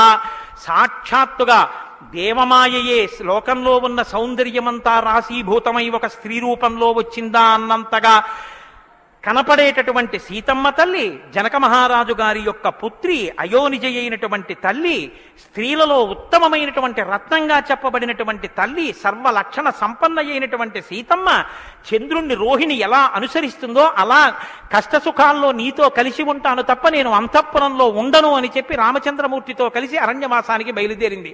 సోదరుడైనటువంటి లక్ష్మణుడు కూడా రామచంద్రమూర్తితో బయలుదేరాడు. ముగ్గురు అరణ్యవాసం చేస్తున్నటువంటి సమయంలో చిత్రకూట పర్వతం మీద ఉండగా తనకి రాజ్యం కావాలని భరతుడు కోరకపోయినా తల్లి వరం చేత రాజ్యాన్ని పొందడానికి అర్హుడైన భరతుడు మేనమామ గారి ఇంటి నుంచి తిరిగి వచ్చేసరికి దశరథ మహారాజు గారు ప్రాణాలు విడిచిపెడితే నాకు ఈ రాజ్యం వద్దని భరతుడు శత్రుఘ్నుడితో వశిష్ఠుడితో తల్లులతో కలిసి చిత్రకూట పర్వతం దగ్గరికి వెళ్ళి అన్నా రామా నాకొద్దు, ఈ రాజ్యం నువ్వే తీసేసుకోమని ఎంత నిగ్రహించినా ధర్మాత్ముడు సత్యవాక్య పరిపాలకుడైనటువంటి రామచంద్రమూర్తి నా తండ్రిని సత్యంలో నిలబెట్టడం కోసం నేను ఈ వనవాసానికి వచ్చాను తప్ప నాకు ఈ రాజ్యం అక్కర్లేదని స్వీకరించడం మానేసి తన పాదుకలను తీసుకెళ్లి భరతుడికి ఇస్తే భరతుడు పాదుకలను పట్టుకుని నందిగ్రామానికి వచ్చి సింహాసనం మీద పెట్టి రాజ్యం చేస్తుంటే మహానుభావుడు చిత్రకూట పర్వతం మీదే ఉన్నట్టయితే వచ్చినటువంటి తల్లులు సోదరులైనటువంటి భరత శత్రుఘ్నులు జ్ఞాపకానికి వస్తారని చిత్రకూటాన్ని విడిచిపెట్టి దండకారణ్యంలో ప్రవేశించి ఉన్నటువంటి సమయంలో అక్కడ ఉన్నటువంటి రాక్షసులలో ఒకటి అయినటువంటి శూర్పణక వచ్చి రామచంద్రమూర్తి యొక్క తమ్ముడైన లక్ష్మణుడు లేదా సంక్షేప రామాయణం ప్రకారం రాముడంటే లక్ష్మణుడు చేసిన పని రాముడు చేసినట్టే. అందుకని రాముడి చేత ముకుచెవులు కోయబడితే ఆ శూర్పణక చేత ప్రేరేపింపబడిన కరదూషణాదులు త్రిశిరస్సు అనేటటువంటి 14,000 మంది రాక్షసులు రాముడి మీద దండెత్తి వస్తే తృణప్రాయంగా 14,000 మందిని నిగ్రహించినటువంటి రామచంద్రమూర్తి యొక్క పరాక్రమాన్ని శూర్పణక వల్ల తెలుసుకున్నటువంటి రావణాసురుడు అసూయతో సీతమ్మ తల్లి మీద మోహంతో సీతమ్మ తల్లిని అపహరించి తీసుకుని వెళ్ళిపోతే ఆగ్రహించినటువంటి రామచంద్రమూర్తి శబరిని దర్శనం చేసి తర్వాతి కాలంలో సుగ్రీవుడితో స్నేహం చేసి వారిని నిగ్రహించి దశ దిశలకి వానరుల్ని పంపిస్తే దక్షిణ దిక్కుకు వెళ్ళినటువంటి హనుమ సీతమ్మ తల్లి యొక్క జాడ కనిపెట్టి 100 యోజనముల సముద్రాన్ని దాటి ఈవలి ఒడ్డుకు వచ్చి రామచంద్రమూర్తికి సీతమ్మ క్షేమవార్త చెప్తే రామచంద్రమూర్తి నీలుని యొక్క సహకారంతో సముద్రానికి సేతువు కట్టి సముద్రాన్ని దాటి ఆవలి ఒడ్డుకు వెళ్లి లంకారాజ్యంలో వానర సహకారంతో రావణ కుంభకర్ణాది వీరులను నిగ్రహించి తిరిగి మళ్ళీ అయోధ్య పట్టణానికి వచ్చి పట్టాభిషిక్తుడై 11,000 సంవత్సరములు ఈ రాజ్యాన్ని పరిపాలన చేసి రామరాజ్యం ఇలా ఉంటుంది అని చెప్పి లోకానికి చాటి చెప్పిన వాడయ్యా రామచంద్రమూర్తి అంటేనే సంక్షేప రామాయణాన్ని కథారూపంగా శ్లోకరూపంగా నారద మహర్షి వాల్మీకి మహర్షిగా ఉపదేశం చేశారు. ఉపదేశం చేస్తే సంతోషించారు. ఆ రామరాజ్యం యొక్క గొప్పతనాన్ని 4 శ్లోకాలు వినకపోతే మనం దోషం చేసిన వాళ్ళం అవుతాం. ప్రహృష్టముదితో లోకస్తుష్ట పుష్ట సుధార్మిక నిరామయో హ్యరోగస్యా దుర్భిక్ష భయవర్జిత న పుత్రమరణం కించిత్ ద్రక్షంతి పురుషః క్వచిత్ నార్యాశ్చా విధమా నిత్యం భవిష్యంతి పతివ్రతాః న చాగ్నిభయం కించిత్ ఆప్సుమజ్యంతి జంతవః న మాతజం భయం కించిత్ నాపి జ్వరకృతం తథా న చాపి క్షుద్భయం తత్ర న తస్కర భయం తథా నగరాణి చ రాష్ట్రాణి ధనధాన్యయుతాని చ నిత్యం ప్రముదితాః సర్వే యథా కృతయుగే తథా అశ్వమేధశతైర్రిష్టా తథా బహుసువర్ణకైః. రామచంద్రమూర్తి రాజ్యం చేసేటటువంటి కాలంలో కొడుకులు మరణిస్తే పెద్దవాళ్ళైనటువంటి వాళ్ళు పిల్లలకి ప్రేతకార్యం చేయడం అన్నది లేదు. స్త్రీలు విధవలై భర్త మరణిస్తే జీవించవలసినటువంటి దౌర్భాగ్యం లేదు.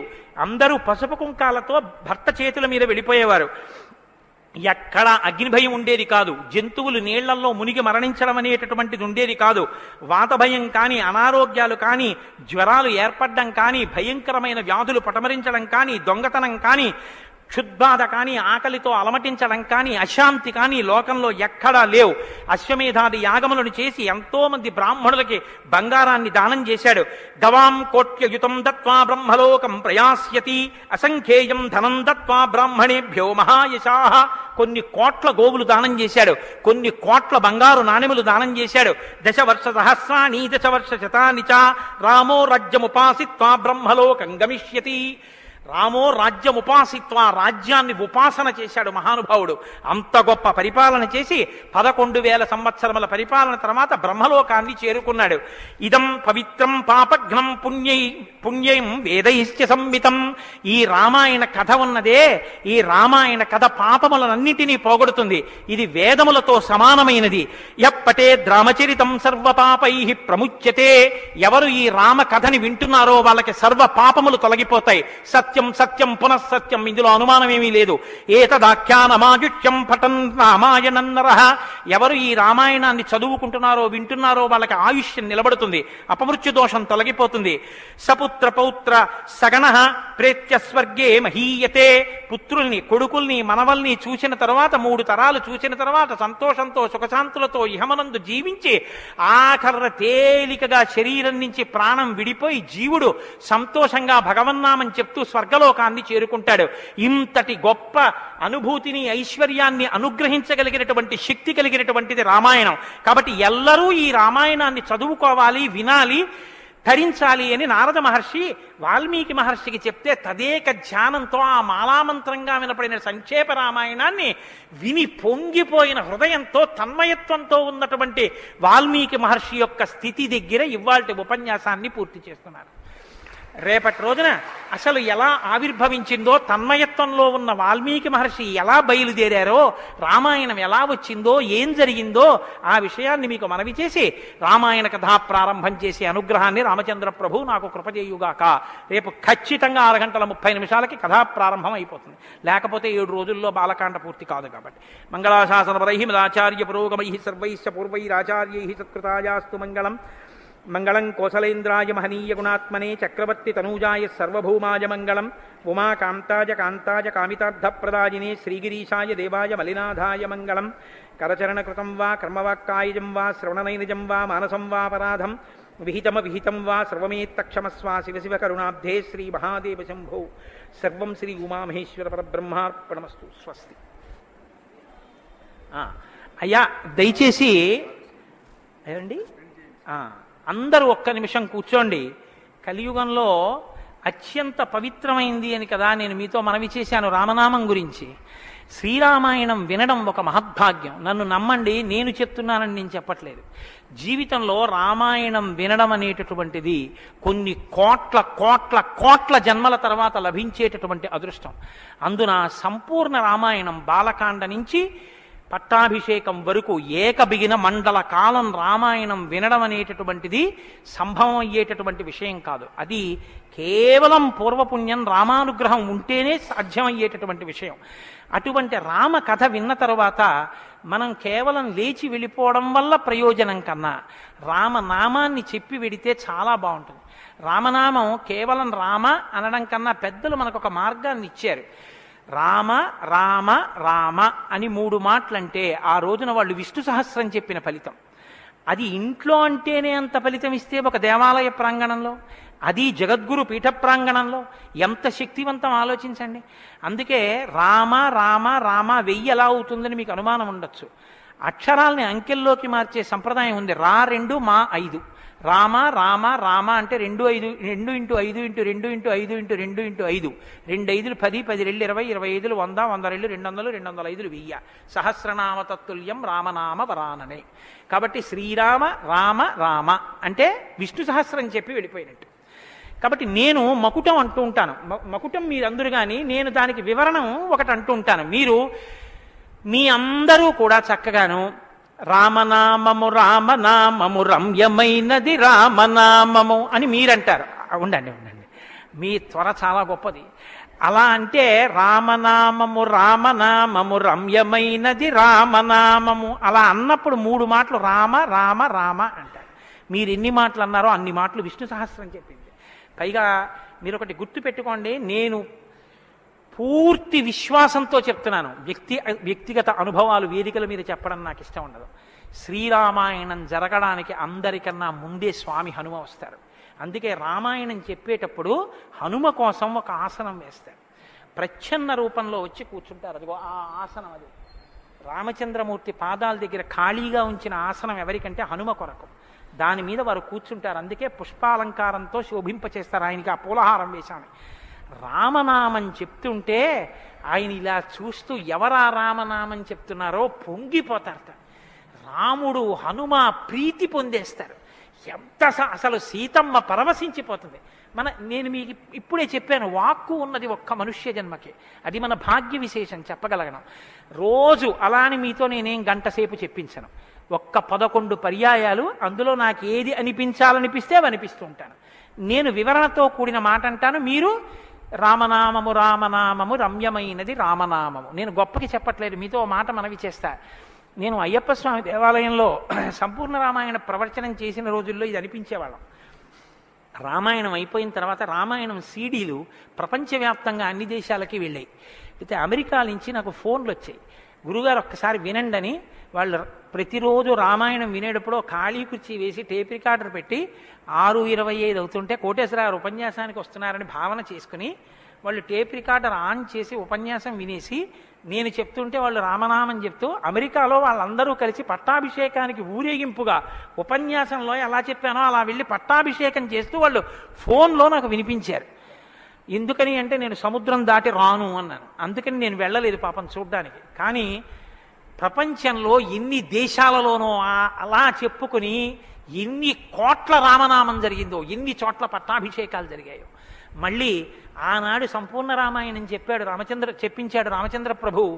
ఈనాడు మళ్ళీ గుంటూరు శారదాపీఠంలో చెప్పగలుగుతున్నాం. కాబట్టి మీ అందరూ కూడా చక్కగా భక్తి శ్రద్ధలతో చెప్పండి. ఒక సంప్రదాయానికి దీన్ని ఆవిష్కరిస్తున్నాం. ఇవాళ మీ అందరికీ కూడా దీన్ని బహుమానం చేస్తారు. మీ అందరూ కూడా చక్కగా ప్రతిరోజు దీన్ని తీసుకొచ్చి రోజు ఇందులోంచి నామాలు చదువుకోవచ్చు, మీ ఇంటి దగ్గర కూడా చదువుకోవచ్చు. ఇవాళ మాత్రం నేను చెప్పింది మకుటని చెప్పండి.